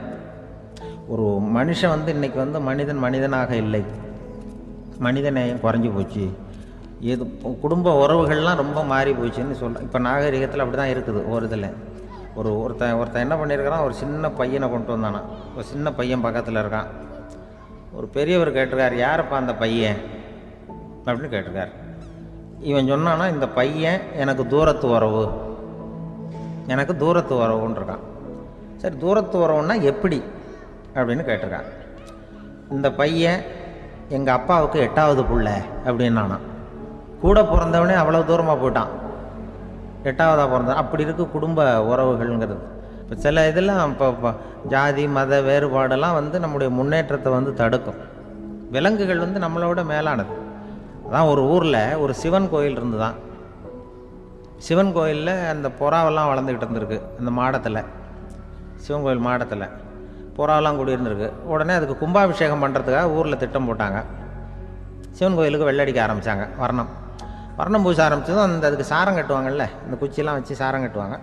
உடனே இந்த புறாவெல்லாம் என்ன பண்ணிச்சான், இனிமேல் நம்ம இங்கே வெள்ளை அடிக்கிறாங்க, கும்பாபிஷேகம் வருது, நம்ம இங்கே குடியிருக்க முடியாது, எதிர்த்தாப்புல எங்கே போகலான்னு பார்த்துருக்கு.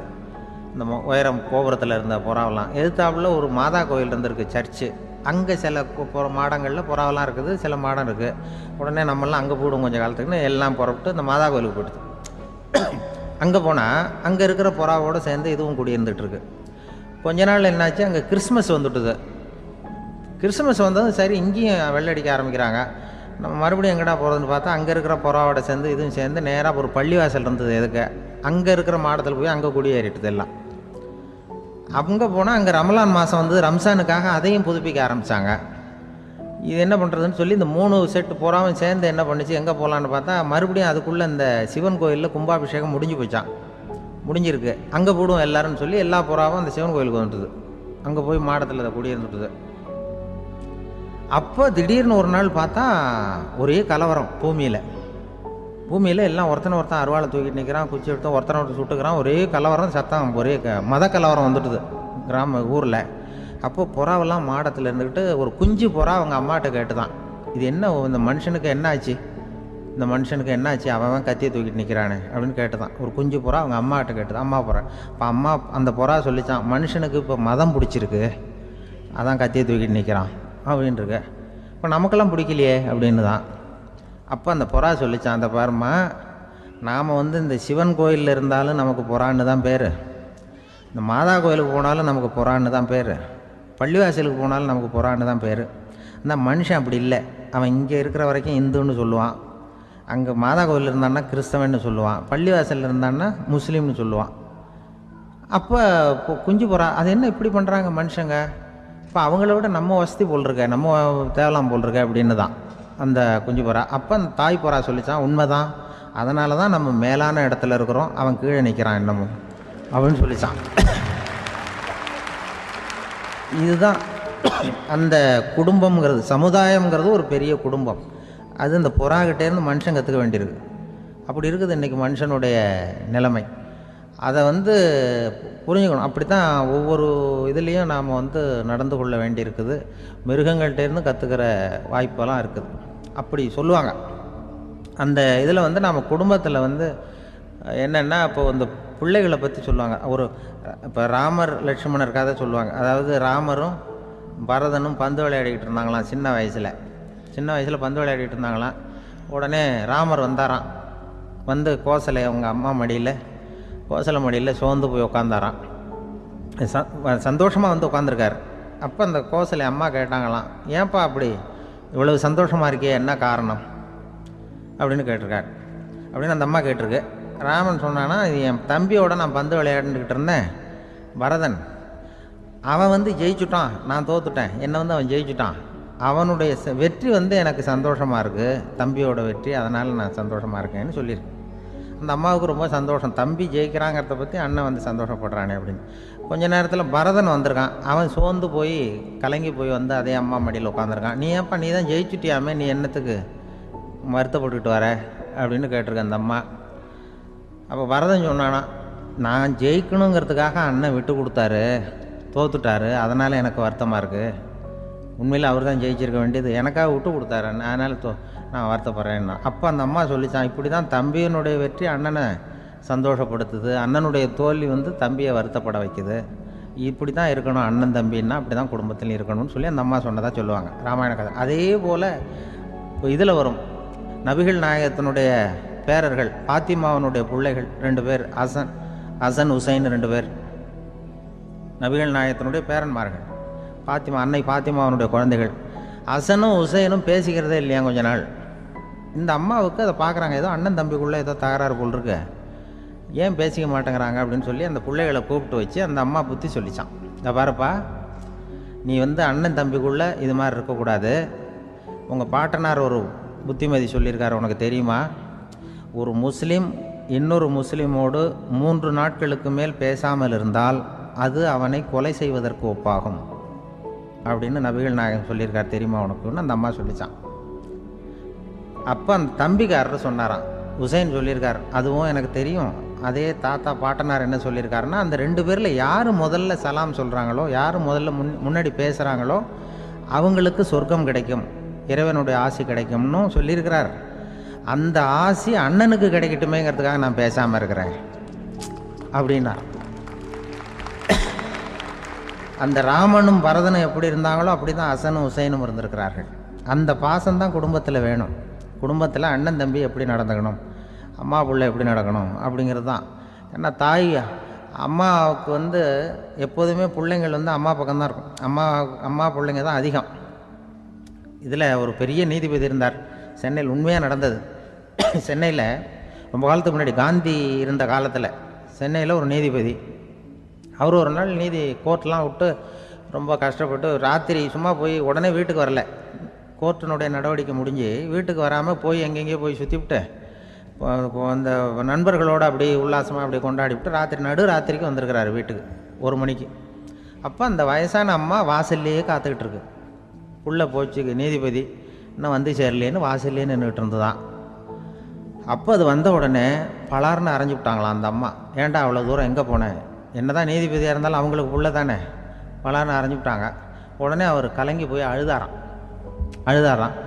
மறுநாள் கேட்டிருக்காங்க அந்த பக்கத்தில் இருந்தவங்க, ஏன் நீ பெரிய நீதிபதி, பெரிய பதவியில் இருக்க, அதனால் உன்னை உங்கள் அம்மா அடிச்சிட்டாங்கன்னு அழுதியா அப்படின்னு கேட்டாங்களாம். அப்போ அவர் சொன்னாராம் நீதிபதி, இல்லை நான் இது மாதிரி எங்கள் அம்மாக்கிட்ட அடிக்கடி அடி வாங்குவேன், எப்போதும் அவங்க அடிக்கிற அடி பலமாக விழும், இப்போ அவங்க அடித்தது எனக்கு வலிக்கவே இல்லை, அந்த அளவுக்கு அவங்களுக்கு வயசாகிட்டுதே, பலம் குறைஞ்சிட்டுதேன்னு நினச்சி அழுதேன் அப்படின்னுக்காரான். அதுதான் புள்ள அம்மா பேரில் உள்ள பாசங்கிறது. இதே போல் நான் சொன்னது மாதிரி முன்னாடி இவர் ஒரு இறைநேச செல்வர் ஒருத்தர் இருந்தார். ஒரு அம்மா எனக்கு அப்பா தண்ணி கொடுப்பா அப்படின்றது படுக்கையில் இருந்த அம்மா. இவர் ஏதோ படிச்சுக்கிட்டு இருந்தவர், ஒரு சின்ன இளைஞர், உடனே ஓடி போய் ஒரு குவளையில் தண்ணி எடுத்துகிட்டு போய் அம்மாவுக்கு முன்னாடி நிற்கிறார். முன்ன அந்த அம்மா அதுக்குள்ளே தூங்கி போச்சு. இவர் அந்த தண்ணியை வச்சுக்கிட்டு அவர் பாட்டு நிற்கிறார். விடிஞ்சு போச்சு. விடிகிற சமயத்தில் அந்த அம்மா முடிச்சு பார்க்குது, பையன் தண்ணியோட கையில் வச்சுட்டு நிற்கிறார். ஏம்மா என்னப்பா நீ ராத்திரி பூரா தண்ணியோடு நின்றுட்டு இருக்கிறியா எனக்கா அப்படின்னு. அப்பா அவர் சொன்னாராம், ஆமாம்மா ராத்திரி தண்ணி தாகமாக இருக்குன்னு கேட்டீங்க, உடனே தண்ணி கொண்டு வந்துட்டேன்.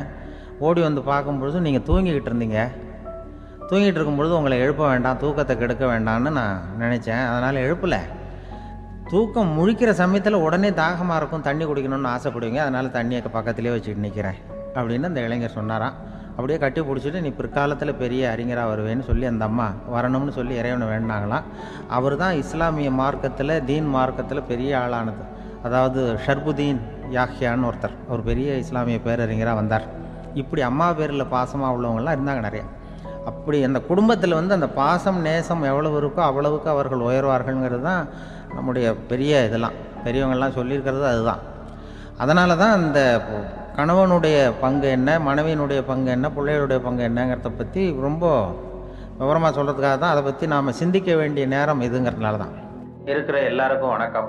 நான் இப்பொழுது தான் முதல் தடவையாக இந்தியாவை விட்டு வெளியில் வந்திருக்கிறேன். அதுவும் உங்கள் ஊருக்கு வந்ததில் ரொம்ப சந்தோஷம், மகிழ்ச்சி. என்னை பற்றி ரொம்ப பெருமையாக பல வார்த்தைகள்லாம் சொன்னார். அவர் அவ்வளவு பெருமையாக சொன்னதற்கு காரணம் அவ்வளவு நானே அவருக்கு எழுதி கொடுத்தது.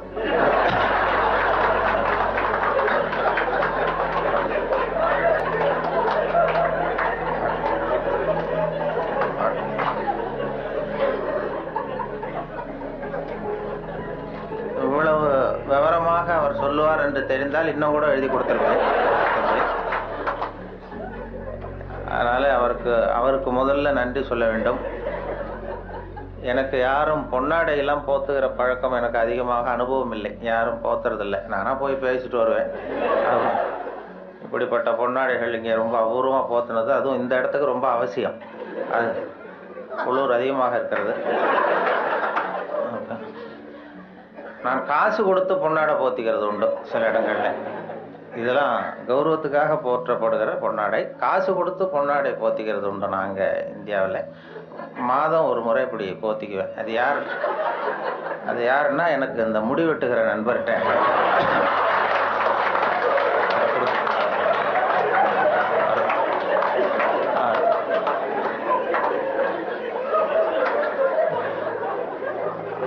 அப்படி போத்தி கொள்வது வழக்கம்.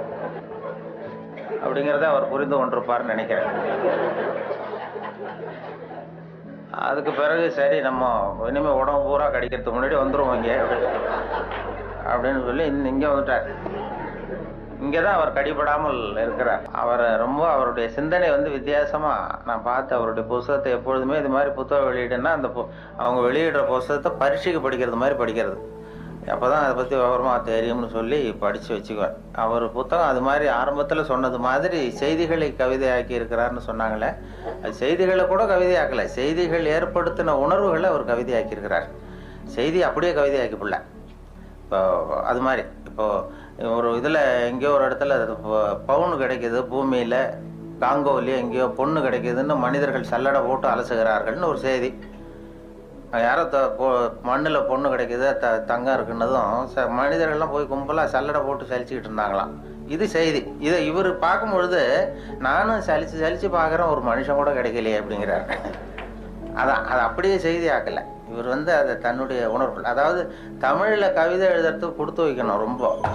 என்ன காரணம்னா, மொழியியல் அறிஞர்கள்லாம் என்ன சொல்கிறாங்கன்னா, மொழியெல்லாம் தெரிஞ்சவங்க, மற்ற மொழிகளில் கவிதை இருக்கிறது, தமிழ் கவிதையாகவே இருக்கிறது அப்படின்னு சொன்னாங்க. அப்படி கவிதையாகவே இருக்கிற ஒரு மொழியில் கவிதை எழுதுறதுக்கு நாமெல்லாம் கொடுத்து வைக்கணும். தமிழர்களாக பிறந்ததுக்கும் கொடுத்து வைக்கணும். ஏன்னா நம்மளை விட மற்றவர்கள் நிறைய தெரிந்து வைத்திருக்கிறார்கள் தமிழை. அந்த வெளிநாடு போனவங்கலாம் சொல்லியிருக்கிறாங்க. அந்த நயாகரா போய் அமெரிக்காவில் நயாகரா பார்த்தவங்க போயிட்டு பார்த்துட்டு என்கிட்ட பேசும்போது சொல்லுவாங்க, அங்கே நயாகராவில் நல்வரவுன்னு தமிழ் எழுதி வச்சிருக்கிறாங்களாம். அவங்க போய் கேட்டிருக்கிறாங்க, எதுக்கு இந்த ஊரில் தமிழ் எழுதி வச்சிருக்கிறீங்களேன்னா, உலகத்திலே பெரிய அருவி இது, அதே மாதிரி உலகத்திலேயே பெரிய மொழி தமிழ், அதனால எழுதி வச்சிருக்கிறோம் அப்படின்னு சொன்னாங்க. அவங்களுக்கு தெரியுது. ஆனால் நம்ம ஊரில் இங்கிலீஷில் தான் எழுதி வைக்கிறோம் நம்ம. அது ஏன்னா அது இருக்கட்டும், இருந்துட்டு போட்டோம் அப்படின்னு. ஆனால் அப்படி எழுதினா தான் கௌரவமாக பார்க்குறாங்க. அதனால் அப்படி எழுத வேண்டியிருக்கு. வெளியூரில் அதே மாதிரி சில நாடுகளில், ஜப்பானில் ஒரு பல்கலைக்கழகத்தில் மோட்டோ, அதுதான் யாதும் ஊரே யாவரும் கேளிருங்கிறது அவங்களுடைய கொள்கையாக. அதை அப்படியே எழுதி வச்சிருக்கிறாங்களா, யாதும் ஊரே யாவரும் கேளிருன்னு. அதை விட சர்வேயர்னு ஒரு விண்கலம் அனுப்புனாங்க செவ்வாய் கிரகத்துக்கு. சர்வேயர் செவ்வாய் கிரகத்தில் மனுஷன் இருப்பானா இல்லையான்னு சோதனை கண்டுபிடிக்கிறதுக்கு இங்கேருந்து அமெரிக்காவிலேருந்து நாசாவிலேருந்து விண்கலம் போச்சு. அப்போ என்னன்னா, அங்கே மனிதர்கள் நம்ம விட முன்னேறியவர்கள், நாகரிகத்தில் பெரியவங்கள்லாம் இருப்பாங்கன்னு ஒரு சந்தேகம் அவங்களுக்கு. அப்படி இருந்தால் அவங்க எந்த மொழியில் பேசுவாங்க, அவங்களுக்கு எந்த மொழி புரிஞ்சிருக்கும் அப்படிங்கிறது ஒரு யூகத்தில் சில பதிவு செய்யப்பட்ட பேச்சுக்களை இங்கேருந்து அனுப்பினாங்க. இதில் ஏதாவது ஒரு மொழி புரிஞ்சுக்கிட்டு அவன் ஏதாவது பதில் சிக்னல் வரும், அங்கே இருக்கிறவங்க நம்ம விட மேலே முன்னேறியவர்களாக இருப்பாங்கன்னு சொல்லி, அப்படி சர்வேயரில் இங்கேருந்து விஞ்ஞானிகள், நாசா விஞ்ஞானிகள் பதிவு செய்த அனுப்பிய மொழிகளில் தமிழும் ஒன்று. ஏன்னா இது புரிந்தவர்கள் அங்கே யாராவது இருப்பாங்கன்னு அவங்களே எதிர்பார்த்தாங்க. ஏன்னா அவ்வளோ பழமையான மொழிங்கிறதுனால. அதே மாதிரி இயேசுவனுடைய வழிபாட்டு கொள்கைகள் 10 கட்டளைகள் அந்த ஒலிவ மலையில் 10 மொழிகளில் கல்வெட்டு மலையில் பொறிக்கப்பட்டிருக்கு. அதில் தமிழ் மொழியிலும் பொறித்திருக்கிறார்கள். இப்படிலாம் கேள்விப்படும்பொழுது அது பொறிக்க வேண்டிய இடத்துல நம்ம ஊரில் பொறிக்கலையேங்கிறது தான் கவலை. அப்படி நிறைய கேள்விப்படுகிறோம் அதை பற்றி. அப்படிப்பட்ட தமிழில் கவிதை எழுதுகிறதுக்கு அவர் கொடுத்து வச்சிருக்கிறார். அவருக்கும் அதை அவங்க அம்மையார் சொன்னாங்க, அவங்க எல்லாருடைய வெற்றிக்கும் ஒரு காரணம் பின்னாடி ஒரு பெண்மணி தான் பின்னாடி இருப்பாங்கன்னா அவருடைய வெற்றிக்கு அவருடைய மனைவி தான் காரணம் அப்படின்னு சொன்னாங்க. அது வாஸ்தவம் தான். நான் என்னுடைய வெற்றிக்கு கூட என்னுடைய மனைவி தான் காரணம். ஏன்னா நான் முக்கியமான விஷயம் எழுதும் பொழுதெல்லாம் அவங்க பிறந்த வீட்டுக்கு போயிடுவாங்க. ஏதோ ஒரு வகையில் எப்படியோ ஒரு வகையில் உதவி பண்ணுறது தானே, அது ஒரு உதவி தான். அதாமல் செய்யாமல் செய்கிற உதவி. அதனால் அவர்களை இந்த நிலைமையிலும் நான் ரொம்ப நன்றியோடு நினைத்து கொள்ளுகிறேன். நான் 2 நண்பர்கள் நாங்கள் ஊர் சுற்றி பார்க்கறதுக்காக வந்தோம். உங்கள் ஊர் அழகை பார்க்கறதுக்காக வந்தவர்கள். அதே நேரத்தில் இப்படி ஒரு வாய்ப்புக்கு அன்பழகன் அவர்களையும் சந்திக்கிற வழக்கு. அவரும் ரொம்ப அழகானவருங்கிறது அப்புறம் தான் தெரிஞ்சது. ஊர் மட்டும் இல்லை, அவரும். அதில் என்ன பொறாமைன்னா அவருக்கும் 60 வயசு, எனக்கும் 60 வயசு.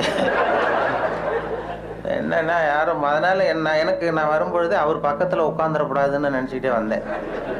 ஏன்னா அவர் பக்கத்தில் நான் உட்காந்தா எனக்கு ரொம்ப வயசானது மாதிரி தெரியுது. நல்ல வேலையாக என்னை தனியாக கொண்டு போய் அங்கே உட்கார வச்சது ரொம்ப மகிழ்ச்சி. அவர் நேற்று வரும்பொழுதே நானும் நண்பர்கள் 2 பேரோடு வந்தேன். இப்போ பொறியாளர் ஞானசுந்தரம் அவர்கள் தமிழகத்தினுடைய தலைமை பொறியாளராக இருந்து ஓய்வு பெற்ற வீரபத்திரன் என்கிற அண்ணாச்சி அவர் வந்திருக்கிறார். 3 பேர் வந்தோம். அவர்கிட்ட தான் கேட்டேன், என்னாச்சு இவருக்கு 60 வயசுன்னா நம்ப முடியலையே அப்படின்னு சொல்லி நாங்கள் பேசிக்கிட்டோம். அவர் பார்த்ததும் இருக்கும் அண்ணாச்சி, அது நம்மளை ஒப்பிட்டு பார்க்காதீங்க, அது அவர் இப்படித்தான் பாருங்க, நம்மளை கம்பேர் பண்ணி பார்த்தா சந்தேகமாக தான் இருக்கு, அதை பார்க்க வேண்டாம்னு சொன்னார். அப்புறம் இன்னைக்கு பார்த்தோம் இன்னும் ஒரு 5 குறைஞ்சிட்டுது வயசு அப்படின்னு. நேற்று பார்த்ததை விட இன்னும் ஒரு 5 வயசு குறைஞ்சிட்டுதே அப்படிங்கிறது மாதிரி பேசிக்கிட்டோம் நாங்கள். அது ரொம்ப அபூர்வம், அழகாக. அதை மனசு சுத்தமாக விட்டு அழகாக இருந்தால் தான் முகம் அழகாக இருக்கும்.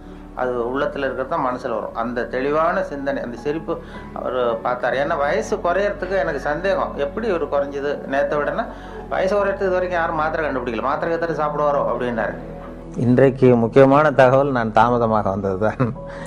இருந்தாலும் இந்த இன்று ஒரு தகவல் என்கிற நிகழ்ச்சி வானொலியில் 14 ஆண்டுகள் சென்னை வானொலியில் ஒலிபரப்பானது, இடைவிடாமல் நாள்தோறும் 14 ஆண்டுகள் தொடர்ந்து ஒலிபரப்பானதுக்கு காரணம் என்னை வேறு எந்த நிலையத்துக்கும் மாற்றாமல் இருந்தது தான் காரணம்.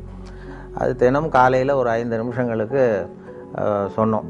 அது தொடங்கியதே ஒரு வேடிக்கையான விஷயம். நான் கேன்டீனில் சாப்பிட்டுக்கிட்டு இருக்கும்பொழுது சக ஊழியர்கள்ட்ட பேசிக்கிட்டு இருந்தேன். நீங்கள் இனிமேல் ரேடியோவில் ரொம்ப சிரமப்பட்டு நிகழ்ச்சிகள் தயார் பண்ண வேண்டாம், ஏன்னா தொலைக்காட்சி விட்டது, அதனால் எல்லோரும் அதை தான் பார்க்க போகிறாங்க, நாம் ஒன்றும் அதிகமாக சிரமப்பட வேண்டியதில்லைன்னு சொல்லிகிட்டு இருந்த வேடிக்கையாக. இது எங்களுடைய இயக்குனர் காதுக்கு போயிட்டுது. உடனே அவர் கூப்பிட்டு இது மாதிரி பேசிக்கிட்டு இருந்தியாமேன்னாரு. ஆமாம் சார்ண்ணே, நாளையிலேருந்து உனக்கு 5 நிமிஷம் காலையில் ஒரு நேரத்தை ஒதுக்கி தர்றோம், ஜனங்களுக்கு உபயோகமான விஷயத்தை சொல்லு அப்படின்னு சொல்லி என்கிட்ட ஒதுக்கி கொடுத்தார். இந்த தவளை தன் வாயால் கேடும்னு சொல்கிறாங்கல்ல, அது மாதிரி அந்த கேண்டீனில் பேச போய் அவர் சொன்னேன். அவர் ஆரம்பிக்கும் பொழுதே இன்று ஒரு தகவல்னு ஆரம்பிக்கலாம், தினம் ஒரு 5 நிமிஷம் பேசினார். சார், இது நான் ஏற்கனவே விவசாய ஒலிபரப்பினுடைய பொறுப்பாளராக இருக்கிறேன், விவசாய நிகழ்ச்சிகளுடைய ஒலிபரப்பு பொறுப்பாளர். அதையும் பார்த்துக்கிட்டு இன்று ஒரு தகவலையும் சொல்கிறதுங்கிறது சிரமமாக இருக்கும். அதனால் ஒரு வாரம் ஒரு நேரம்னு வைத்துக்கொள்ளலாம்னு சொன்னேன், வாரத்துக்கு ஒரு நிகழ்ச்சியாக. இல்லை நீயே சொல்ல வேண்டாம், தொடர்ந்து 1 மாதம் சொன்னால் போதும், அடுத்த மாதத்துக்கு வேறொரு பொறுப்பாளரை நியமிச்சுடலாம் அப்படின்னு சொல்லி தான் அவர் என்கிட்ட அந்த பொறுப்பை படித்தார். 1988 ஜூலை 1 தேதி இதை தொடங்கணும். ஜூலை 30 இந்த கடைசி நேரத்தில் போய் இயக்குனர்கிட்ட சொன்னேன், என்னுடைய கடமை முடிஞ்சது, வேறு அடுத்தவரை ஏற்பாடு பண்ணுங்கன்னு சொல்லி. அப்போ ஐயோ அதை நான் மறந்துட்டேன், திடீர்னு இப்போ இன்றைக்கி நாளைக்கு வேறு ஒருத்தட்ட ஒப்படைச்சோம்னா அவர் சிரமப்படுவார், அதனால் இந்த ஆகஸ்ட் மாதமும் நீயே சொல்லிட்டு வா, செப்டம்பரில் மாற்றிக்கலாம்னு சொல்லி சொன்னார். நான் ஆகஸ்ட் 15 போய் சொல்ல ஆரம்பித்தேன், சார் எங்களுக்கு சுதந்திரம் கொடுங்க, எனக்கு சுதந்திரம் கொடுங்கன்னு. அவர் என்ன பண்ணார், சரி. அப்போ அந்த கடைசியில் ஒரு நாள் கூப்பிட்டார், 28ஆம் தேதி வாக்கில் கூப்பிட்டு டிஃபன்லாம் வாங்கி கொடுத்தார், சிற்றுண்டிலாம் வாங்கி கொடுத்தார். ஒரு இயக்குனர் ஊழியருக்கு வாங்கி கொடுக்குறது ரொம்ப ஆச்சரியம். எதுக்கு இப்படிலாம் வாங்கி கொடுக்குறாரு அப்படின்னு சொல்லி நான் யோசிச்சுக்கிட்டு இருந்தேன். இது நான் வெளியில் போகிற இடமெல்லாம் இது நிகழ்ச்சி நல்லா இருக்குன்னு சொல்லிட்டு இருக்கிறாங்க, அதனால் நீயே இதை தொடர்ந்து பண்ணால் நல்லாயிருக்கும் அப்படின்னு சொல்லி அதை தொடர்றதுக்காக அந்த 2 வடை ஒரு டீ வாங்கி கொடுத்தார். அந்த 2 வடைக்கும் டீக்கும் நன்றி உள்ளவனாக இது வரைக்கும் ஒரு 14 ஆண்டுகள் சொல்லிகிட்டு இருக்கேன். அது வேண்டாம்னு சொல்கிறப்ப நிறுத்திக்கலாம்னு அவர் சொன்னார். தொடர்ந்து சொல்கிறது சிரமமாக இருக்கும்னா, இல்லை நீ எப்போ வேண்டான்னு சொல்கிறேன் அப்போ நிறுத்திக்குவோம் அப்படின்னார். நான் வேண்டான்னு சொல்கிற கட்டத்துக்கு வரும்பொழுது அவர் டிரான்ஸ்ஃபர் ஆகி போயிட்டார். அதனால் அதையும் சொல்ல முடியல. 14 ஆண்டுகள் இது ஆரம்பத்தில் எனக்கு சுமையாக தெரிஞ்சுது. ஏன்னா ஒரே நிகழ்ச்சியை தினந்தோறும் சொல்ல வேண்டிய கட்டாயம் இருக்கேன்னு. அப்புறம் அது சுகமாக போச்சு, ஏன்னா அது பழக்கப்பட்டு போச்சு. அதுக்கிடையில் இந்த பார்வையற்றவர்கள்லாம் வந்து என்னை தேடி வர ஆரம்பித்தார்கள். பார்வை இல்லாதவர்கள்லாம் வந்து என்னை தேடி வந்து அது யார் இன்று ஒரு தகவல் சொல்கிறவர்னு அப்படி தடவி பார்க்குறது, முகத்தை தடவி பார்க்குறது, அப்படி ஒரு ஆர்வம் அவங்களுக்கு. என்னன்னு கேட்டால், எங்களுக்கு பல புத்தகங்களை படிக்கிறதுக்கு நேரம் இல்லை, நீங்கள் இப்போ எங்களுக்காக பல புத்தகங்களை நீங்களே படிச்சுட்டு எங்களுக்கு சொல்கிறீங்க, அதனால் இதை நிறுத்திடாதீங்க சார், தொடர்ந்து இது நடத்தணும்னு சொல்லி அவர்கள் தான் எனக்கு ஊக்கம் கொடுத்தவர்கள்.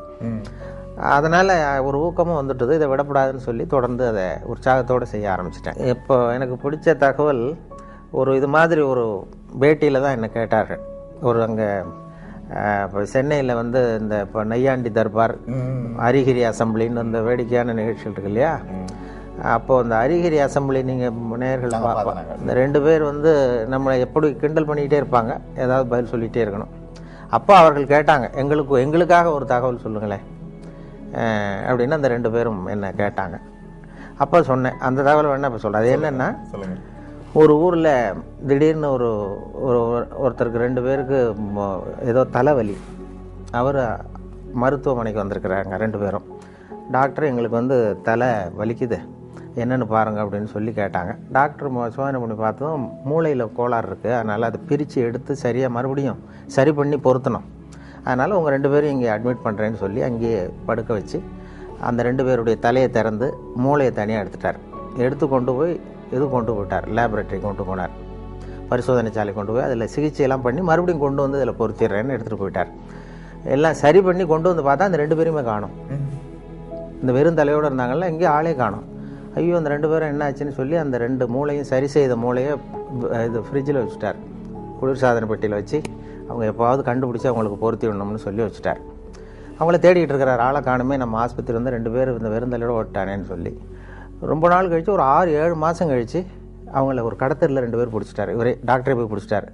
இங்கே வாங்கப்பா, உங்களை எவ்வளோ நாளாக எங்கே தேடிட்டு இருக்கிறோம், உங்கள் மூளை 2 அங்கே பத்திரப்படுத்தி வச்சுருக்கிறேன், இந்த 6 மாதமாக என்ன பண்ணிக்கிட்டு இருந்தீங்க அப்படின்னு கேட்டார். அப்போ அவங்க சொன்னாங்க, அரிகிரி அசம்பிளி நடத்திக்கிட்டு இருந்தோம் சார் அப்படின்னு சொன்னாங்கன்னு சொன்னேன். அதோட நிகழ்ச்சியை முடிச்சுக்கிட்டாங்க அவங்க. மறுபடியும் என்ன கேள்வி கேட்கல. இல்லை, அது மனப்பாடம் எனக்கு படிக்கிற காலத்துலேருந்தே சரியாக வராது, அதனால தான் பலமுறை ஃபெயிலாக இருக்கிறேன் தேர்வில். இது இப்போ வானொலி சாதனம் எனக்கு ரொம்ப பொருத்தமாக இருந்தது. எழுதி வச்சுக்கிட்டு தான் படிக்கிறது வழக்கம். எழுதுறது அப்படியே படிக்கிறது இல்லை, வரிக்கு வரி, கொஞ்சம் அந்த பேச்சு வழக்குக்கு மாற்றிக்கிறது வழக்கம். அதனால் வானொலி வந்து எனக்கு அதுதான் என்னுடைய பலமாக இருந்தது. ரொம்ப காலம் வரைக்கும், ஒரு 7-8 வருஷம் இன்று ஒரு தகவல் சொல்லுகிற வரைக்கும் என்னுடைய முகம் வெளியில் தெரியாது, இப்போ தெரியாது, யார் சொல்கிறாங்கங்கிறது தெரியாது. அதனால் இப்போ பேருந்துகள்லேயும் யாராவது இதை பற்றி பேசிக்கிட்டு போகிறத நான் காதில் கேட்டிருக்கிறேன். அப்படி அதனால் எனக்கு முகம் தெரியாத வரைக்கும் எனக்கு கொஞ்சம் பலமாக இருந்தது. தினசரி இப்போ எங்கள் வானொலி நிலையத்தில், சென்னை வானொலிக்கு யாராவது ஒரு 10 பேராவது வருவார்கள் தேடி அந்த அங்கே உள்ள இது சுற்றுலா வர்றவங்க வானொலி நிலையத்துக்கும் வருவார்கள். அப்படி வரும்பொழுது இந்த இன்று ஒரு தகவல் சொல்கிறவர் யார், அவர் முகத்தை பார்க்கணும்னு வருவாங்க. அப்படி தினம் 10 பேராவது வந்து முகத்தை பார்க்கணும்னு சொல்லி பார்த்துட்டு போகிறது உண்டு. அதில் என்ன ஒரு அதிசயம்னா, ஒரு தடவை வர்றவங்க அடுத்த தடவை வர்றதில்லை. அதனால் அது ஒரு என்னுடைய யாராவது திரும்பி வருவாங்களான்னு பார்க்குறது உண்டு, வர்றதில்லை. அதனால் நமக்கு முகத்தை காட்டாமல் இருக்கிற வரைக்கும் தான் மரியாதை அப்படிங்கிறது மாதிரி வச்சுருந்தேன். அவசியமாக என்ன ஆகிட்டுனா, ஒரு கட்டத்தில் ஒரு கட்டாயமாக சில தொலைக்காட்சிகள் வர வேண்டிய சூழ்நிலை வந்தது. அதுக்கு பிறகு என்னை தேடி வருகிறவர்களுடைய எண்ணிக்கையும் குறைஞ்சிட்டது. அதாவது நானே இளம் வயதில் மயில்வாகனனுடைய ரசிகன். மயில்வாகனம்ங்கிற அவர் அந்த இலங்கை வானொலி தான் கேட்டுக்கிட்டு இருப்போம், அறிவிப்பாளரை கேட்டுக்கிட்டு இருப்போம். நான் சின்ன பையனாக இருக்கும் பொழுது வானொலியில் தினம் அதை வச்சு, அப்போ பெரிய பெட்டி, இப்படி சின்ன பெட்டிலாம் இருக்காது. எங்கள் வீட்டுக்கு தான், எங்கள் கிராமத்துக்கே முதல் தடவையாக அந்த வானொலி பெட்டி வந்தது. அதை ரொம்ப பத்திரமா ஒரு அறையில் பூட்டி வச்சு அதுக்கு ஒரு பூட்டு போட்டு தினம் மாலையில் கேட்போம். இலங்கை வானொலி தான் கேட்குறது. அப்போ மயில்வாகனுடைய குரல் எங்களுக்கு இளைஞர்களுக்கு நிறைய பேருக்கு பிடித்தம். நாங்கள் நேயர் இருக்க விருப்பம்லாம் எழுதி போடுவோம், எங்களுக்கு பிடித்த பாடல்களை ஒளிபரப்புங்கள்னு சொல்லி அதெல்லாம் எழுதி போட்டிருக்கிறது உண்டு. அவர்கள் சொல்கிறது அதில் அதுதான் இப்போ ஒலிபரப்புக்கு ஒரு ஒலிபரப்பு எப்படி இருக்கணுமோ அப்படி இருந்தது இலங்கை வானொலிங்கிறது தான் உண்மை. இந்திய வானொலியில் கொஞ்சம் அந்த செயற்கைத்தனங்கள் அதிகம் அது இருந்தது. அப்புறம் இப்போ காலப்போக்கில் இப்போ நாங்கள் மாற்றிட்டோம், ரொம்ப இயல்பாக பேசுகிற பழக்கத்துக்கு வந்துட்டோம். அதனால் இலங்கை அறிவிப்பாளர்கள் எனக்கு இப்போ நேரடி பரிச்சயம் BH அப்துல் ஹமீது என்னை நேரடியாக சந்திக்க வைத்தார்கள் ஒரு தொலைக்காட்சி நிகழ்ச்சிக்கு. முதல் மரியாதைன்னு ஒரு நிகழ்ச்சி தொடங்கி அந்த இந்திய தொலைக்காட்சியில் என்னையும் BH அப்துல் ஹமீதையும் சந்தித்து 1 மணி நேர நிகழ்ச்சி 2 பேரையும் உரையாட வைத்து எடுத்தார்கள். அப்போது இது போன்ற கருத்துக்களை பரிமாறிக்கிட்டோம். அதனால் இலங்கை வானொலி அறிவிப்புங்கிறது ரொம்ப இயல்பானதுங்கிறது உண்மை. இப்போ எங்களுக்கு என்னென்னா அந்த இப்போ வானொலியில் 3 விதமாக குரலை பயன்படுத்த சொல்லி பயிற்சி கொடுத்துருக்கிறார்கள். வானொலியில் குரலை மட்டுமே உபயோகப்படுத்துகிறவர்கள் 3 விதமாக பண்ணலாம்னு சொல்லி, அதாவது ஒன்று அறிவிப்பு, விவரிப்பு, நடிப்புன்னு சொல்கிறது. அனௌன்ஸ்மெண்ட், ஆக்டிங், நடுவில் நேரேஷன் அப்படின்னு சொல்லி பிரித்து கொடுத்துருக்குறாங்க. அறிவிப்புன்னு வரும்பொழுது ஒன்றை அறிவிக்கும் பொழுது என்னுடைய அபிப்பிராயம் என்னங்கிறது தெரியக்கூடாது. ஒரு அறிவிப்பாளருடைய தகப்பனார் அமைச்சர்னு வைங்களேன், அந்த அமைச்சர் அன்று காலையில் கொல்லப்பட்டிருக்கிறார்னு வச்சுக்கோங்க, சுட்டு கொல்லப்பட்டார். அந்த செய்தியை அந்த அமைச்சருடைய மகன் அறிவிப்பாளராக இருந்து வாசிக்கிறார். அவர் அழக்கூடாது. அதாவது சுட்டு கொல்லப்பட்டு தன்னுடைய தந்தைங்கிற உணர்வு ஒரு முகத்தில் தெரியக்கூடாது. அந்த அறிவிப்பில் தன்னுடைய ஈடுபாடு, தன்னுடைய அபிப்பிராயம், அல்லது 2 நாடுகளுக்கு இடையே போர், அதில் அதை பற்றி அறிவிக்கிறோம், நாம் எந்த நாட்டுக்கு சார்போ அல்லது அதுக்கு ஆதரவாளனா இல்லையா அப்படிங்கிறது தெரியக்கூடாது. இப்போது பீகாரில் வெள்ளம்னு படிக்கிறோம், வெள்ளம் வந்துட்டுதேங்கிறது நம்ம அழுதுகிட்டே படிக்கக்கூடாது. விவசாய அறிவிப்பில் ஒரு பூச்சி விழுந்துட்டுது, அந்த பூச்சிக்கு பாதிப்பு அதிகமாக இருக்குங்கிறதுனால நம்ம சோகத்தை காட்டக்கூடாது. இது அறிவிப்பில் உள்ளது. நடிப்பில் நானாக இருக்கிறது இல்லை, கம்ப்ளீட்டாக நான் வீரபாண்டிய கட்டபொம்மன்னா அது கட்டபொம்மனாகவே மாறிடுறோம். இது 2க்கும் இடைப்பட்டது விவரிப்புங்கிற இதில் கொண்டு வராங்க. விவரிப்பு என்னென்னா இப்போ கிரிக்கெட் கமெண்ட்ரி, அப்போ லேசாக உற்சாகத்தை காட்டலாம் ஒரு உற்சாகமான நேரங்களில், அல்லது ஒரு பெரிய தலைவர் இறந்துட்டார், அதுக்கு நேர்முக வர்ணனை கொடுக்குறோம். இப்போ நான் எம்ஜிஆர் இறந்த பொழுது நான் நேரடி வர்ணனை கொடுத்தேன். அந்த கடைசியாக அந்த அடக்கம் பண்ணுகிற இடத்துல நான் இருந்தேன். அது மாதிரி வர்ணனை கொடுக்கும்பொழுது கொஞ்சம் அந்த சோகமும் இழைய விடணும், அதில் நம்முடைய உணர்வையும் காட்டணும் இல்லையா. சுத்தமாக அறிவிப்பு மாதிரி எனக்கு அதுக்கு சம்மந்தம் இல்லைங்கிறது மாதிரி சொல்லக்கூடாது, இருக்கக்கூடாது. அதனால் 3 வகையாக பிரித்து இந்த குரலை வெளிப்படுத்தும்படியாக எங்களுக்கு பயிற்சி கொடுத்தார்கள். அதனுடைய விளைவு தான் என்னென்னா, பல இடங்களில் நாங்கள் எங்களுக்கு சம்மந்தம் இல்லாத மாதிரியே சொல்ல ஆரம்பித்தோம். அதுதான் நீங்கள் கேட்ட கேள்வி. அதனால் இப்போ இலங்கை வானொலியில் அப்படி இல்லை, அந்த இது மாதிரியான பிரிவு இல்லை. உற்சாகமாக நீங்கள் என்ன நினைக்கிறீர்களோ உற்சாகமாக சொல்லலாம்.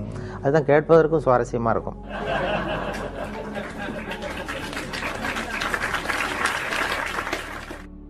இந்த பயம் எங்களுக்கு இருந்தது ஆரம்பத்தில். ஆனால் எங்களுக்கு வருகிற விளம்பர வருவாய் குறையல. அது என்னென்னு காரணம்னு பார்த்தா, ஒரு புள்ளி விவரம் சேகரித்தார்கள் இந்தியாவில். அதாவது ஊடகங்கள் எந்த அளவுக்கு மக்களை சென்று அடைகின்றனன்னு சொல்லி, பத்திரிகை, வானொலி, தொலைக்காட்சி. இதில் ரொம்ப புகழ்பெற்ற மீடியா, பாப்புலர் மீடியாங்கிறது தொலைக்காட்சி. ஆனால் அதிகமாக ரீச் ஆகிறது ரேடியோங்கிறது அந்த முடிவு. பாப்புலாரிட்டிக்கும் அதிகமாக ரீச் ஆகிறதுக்கும் என்ன சம்மந்தம் இல்லாமல் இருக்கேன்னு நீங்கள் யோசிக்கலாம்.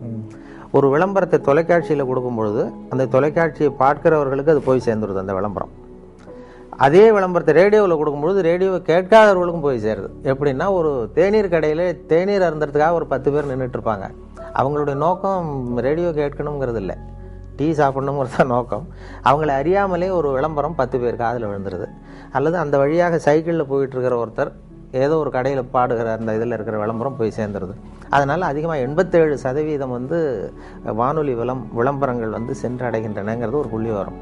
அந்த பலத்தில் தான் இப்போ வானொலி போய்கிட்டுருக்கு. நாங்கள் அதனால தான் அந்த வானொலியினுடைய விளம்பரங்கள் வருவாய் குறையாமல் போய்கிட்டுருக்கு. அது முதல்ல நான் விவசாய ஒலிபரப்பு பிரிவில் திருநெல்வேலி வானொலி நிலையத்தில் சேர்ந்தேன். அப்போ சேர்ந்த புதுசில் ஒரு அறிவிப்பை கொடுத்து விவசாயிகளுக்கு, உழவர்களுக்கு இந்த அறிவிப்பை சொல்லுங்கள்னு எனக்கு பொறுப்பு ஒப்படைச்சாங்க. படிச்சுட்டு நான் இப்போ என்ன பண்ணேன், அதில் என்ன எழுதியிருந்ததுன்னா அதை அப்படியே படிக்க சொல்லி கொடுத்தார்கள். அதில் என்ன எழுதியிருந்ததுன்னா, இப்போது திருநெல்வேலி மாவட்டம் புளியங்குடி வட்டார விவசாயிகள் கவனத்திற்கு ஒரு செய்தி. அந்த வட்டாரத்திலே நெல் பயிரில் குருத்துப்பூச்சி விழுந்திருக்கிறது. அந்த குருத்துப்பூச்சிக்கு என்ட்ரின் மருந்து அடிக்க வேண்டும். 1 மில்லி மருந்துக்கு 2 லிட்டர் தண்ணீர் வீதம், 100 மில்லி மருந்தை 200 லிட்டர் தண்ணீரில் சேர்த்து, விசை தெளிப்பான் என்றால் 60 லிட்டர் தண்ணீரிலும், கைத்தெளிப்பான் என்றால் 200 லிட்டர் கரைசலும் தெளிக்க வேண்டும் அப்படிங்கிறது அறிவிப்பு. இதை வானொலிகள் அறிவிக்கணும். அப்படியே படிக்க சொல்லி கொடுத்தார்கள். நான் என்ன சொன்னேன், அதை படிக்கும்பொழுது எனக்கு புரியறது மாதிரி பண்ணிட்டேன்.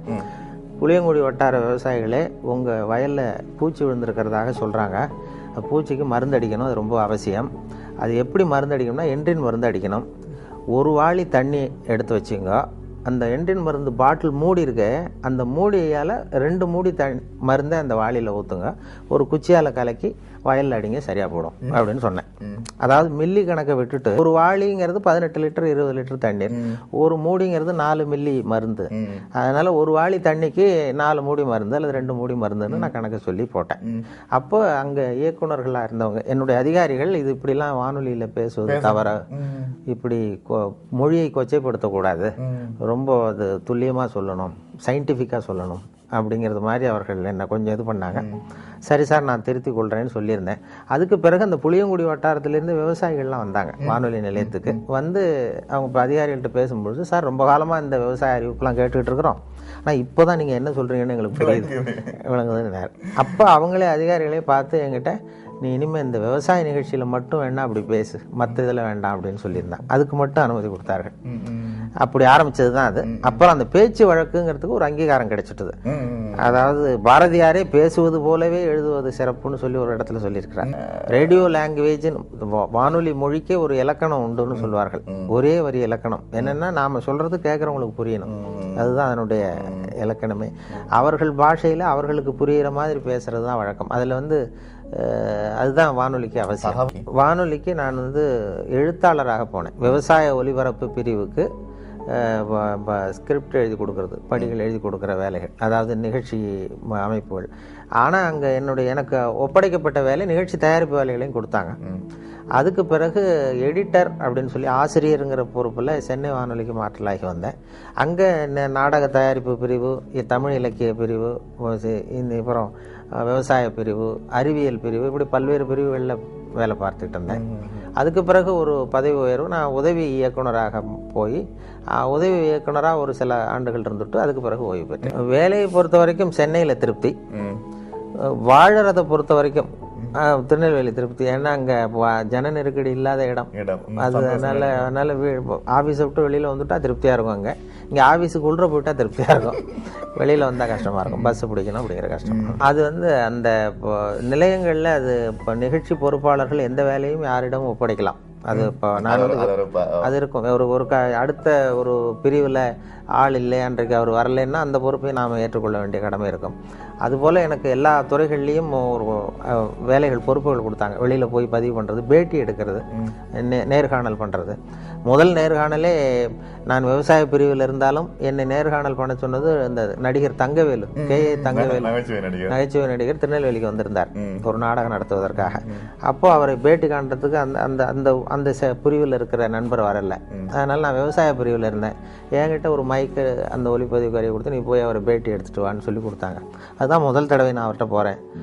எனக்கு இப்போ முன் அனுபவம் கிடையாது, என்ன கேட்குறதுன்னு தெரியல. அதனால் போய் பேசிக்கிட்டு, இப்போது என்ன சார் நீங்கள் முதல்ல எப்படி நடிச்சிங்க, என்ன வேஷம் போட்டிங்க அப்படின்னு கேட்டேன். நான் அதை ஏன் கேட்குற தம்பி, எனக்கு அனுமார் வேஷம் போட்டு விட்டாங்க. ஒரு நாடகத்தில் அனுமார் வேஷம் போட்டு ஒரு ஸ்டூலை போட்டு ஒரு மூலையில் உட்கார வச்சுட்டாங்க. மற்றவங்கெல்லாம் வசனம் பேசிகிட்டு இருக்கிறான், எனக்கு வசனமே கொடுக்கல. நான் மட்டும் அனுமார் வேஷம் போட்டு மூலையில் உட்காந்துருக்கேன் ஸ்டூலில். இதுதான் எனக்கு கொடுத்த முதல் வேஷம்னார். நான் சொன்னேன், அப்படின்னா ரொம்ப கஷ்டப்பட்டு நடிச்சிருப்பீங்க போல் இருக்கே சார், சிரமப்பட்டுன்னு. அதில் என்ன சிரமம் தம்பி, அதான் வசனம் கிடையாது, அனுமார் வேஷம் சும்மா உட்காந்துருக்கிறது தானேன்னார். இல்லைங்க, அனுமார் வேஷம் போட்டுவிட்டு சும்மா உட்காந்துருக்கிறது கஷ்டம் இல்லையாங்க. அப்போ சிரிச்சார். நான் என்ன மாதிரியே பேசுகிறேன் நீ அப்படின்னார். அப்போ எனக்கு உற்சாகமாக இருந்தது அந்த முதல் நேர்காணலே. என்ன மாதிரியே பேசுகிறேன்னார். அதனுடைய விளைவு என்னென்னா, அவருடைய கடைசி படத்துக்கு நான் தான் குரல் கொடுக்க வேண்டிய கட்டாயம். அவர் மாதிரியே பேச வேண்டிய ஒரு நிலைமை. பெரிய மருதுன்னு ஒரு சினிமா படத்தில் அவர் நடிச்சுட்டு இறந்துட்டார். அப்போ அவருடைய குரலுக்கு கொடுக்கணும்னு சொல்லி என்னதான் அழைச்சிட்டு போய் அவருக்கு குரல் கொடுத்தேன். அவர் ஆரம்பத்தில் என்னை மாதிரியே பேசுகிறேன்னு சொன்னதும், அவரை மாதிரியே பேச வேண்டிய ஒரு சந்தர்ப்பம் கடைசியில் கிடைச்சதும் ஒரு பெரிய எதிர்பாராத ஒரு ஒற்றுமை. அவர் கலந்து கொண்ட கடைசி நிகழ்ச்சி கூட என்னுடைய மகளுடைய திருமணம் தான். மேடை பேச்சு ரொம்ப ஒரு அசௌகரியமான நிலை தான். இப்போ எனக்கு நான் ரேடியோவில் தான் பேசி பழக்கமே தவிர மேடையில் அனுபவம் இல்லை. ஆனால் ரேடியோவில் பேசுகிறதுனால இவர் மேடையிலையும் பேசுவார் போல் இருக்குன்னு சொல்லி கட்டாயப்படுத்தி கொண்டு போய் மேடை ஏற்றி விட்டாங்க. அதனுடைய விளைவு தான் அப்படி பேசிட்டு இருக்கிறது. மேடையில் இப்போ ரொம்ப நேரம் பேசுகிறவர்கள்லாம் குறைச்சல். முன்னாடிலாம் மணிக்கணக்கில் பேசிக்கிட்டு இருந்தால் பொறுமையாக கேட்பாங்க. இப்போ இப்போது எல்லாமே சுருக்கமாக முடியணுங்கிறது மாதிரி. இந்த ஒரு தகவலே கொஞ்சம் புகழ்பெற்றது காரணம் சுருக்கமாக முடிகிறதும் ஒரு காரணம். 5 நிமிஷங்களில் முடிச்சுக்கிறோம். அதே தினம் 1 மணி நேரம் இன்னொரு தகவல் சொல்கிறேன் அப்படின்னு ஆரம்பிக்கிறதா வச்சுக்குவோம், பொறுமையாக கேட்க மாட்டாங்க. அதனால் மேடை பேச்சுங்கிறது இப்போ ரொம்ப நேரம் பொறுமையாக உட்கார்ந்துருக்கிற மனோபாவம் இல்லை. அதனால தான் வேடிக்கையாக கூட சொல்லுவாங்க, ஒரு மேடை பேச்சாளர் ரொம்ப நேரம் பேசிகிட்டு இருந்துட்டு ரொம்ப சார் மன்னிச்சிங்க சார், நான் கடிகாரத்தை கூட பார்க்க மறந்துட்டேன்ருக்கார். கேட்டுக்கிட்டு இருந்தவர் சொன்னாராம், ஏன் கடிகாரத்தை தான் பார்க்க மறந்தேன், பின்னாடி மாட்டிருக்கிற கேலண்டரையாவது பார்க்கக்கூடாதா அப்படின்னாராம். அப்படின்னா வாரக்கணக்கில் பேசிகிட்டு இருக்கிறான்னு அர்த்தம். அப்படி அந்த பொறுமை இழந்த எல்லாம் அவசர யுகம். அதனால் எதையும் சுருக்கமாக தெளிவாக சொல்வது முக்கியங்கிற நிலைமை வந்துட்டுது. அதனால் மேடை பேச்சுக்கு வரவேற்பு இருக்குது தமிழகத்திலையும். சரி, அதிக நேரம் காத்துக்கிட்டு இருக்கிறதுக்கு மக்கள் தயாராக இல்லை. அரசியல் இல்லை, இளம் வயதில் எனக்கு அந்த சில பொது உடைமை கட்சிகள் ஈடுபாடு இருந்தது மாணவ பருவத்தில். அதன் பிறகு இதுவரைக்கும் எந்த கட்சியிலுமே இதுவரைக்கும் ஈடுபட்டதில்லை. நான் கொஞ்ச காலம் படித்து முடிச்சுட்டு விவசாய அதிகாரியாக 3 வருஷம் இருந்தேன். அதுக்கு பிறகு உள்ளூர் பஞ்சாயத்து போர்டு பிரசிடெண்ட்டாக இருந்தேன். ஊராட்சி மன்ற தலைவராக 7 வருஷம் இருந்தேன். 1970 77 வரைக்கும். அப்போ எலெக்ஷனில் நின்றேன், உள்ளூரில் கட்சி சார்பு இல்லாமல் நின்று உள்ளாட்சி மன்ற தலைவராக இருந்தேன். அப்போ சில அரசியல் கட்சிகள்லாம் வாங்க அப்படின்னு சொல்லி, இப்போ இந்த எம்ஜிஆர் அப்போ தான்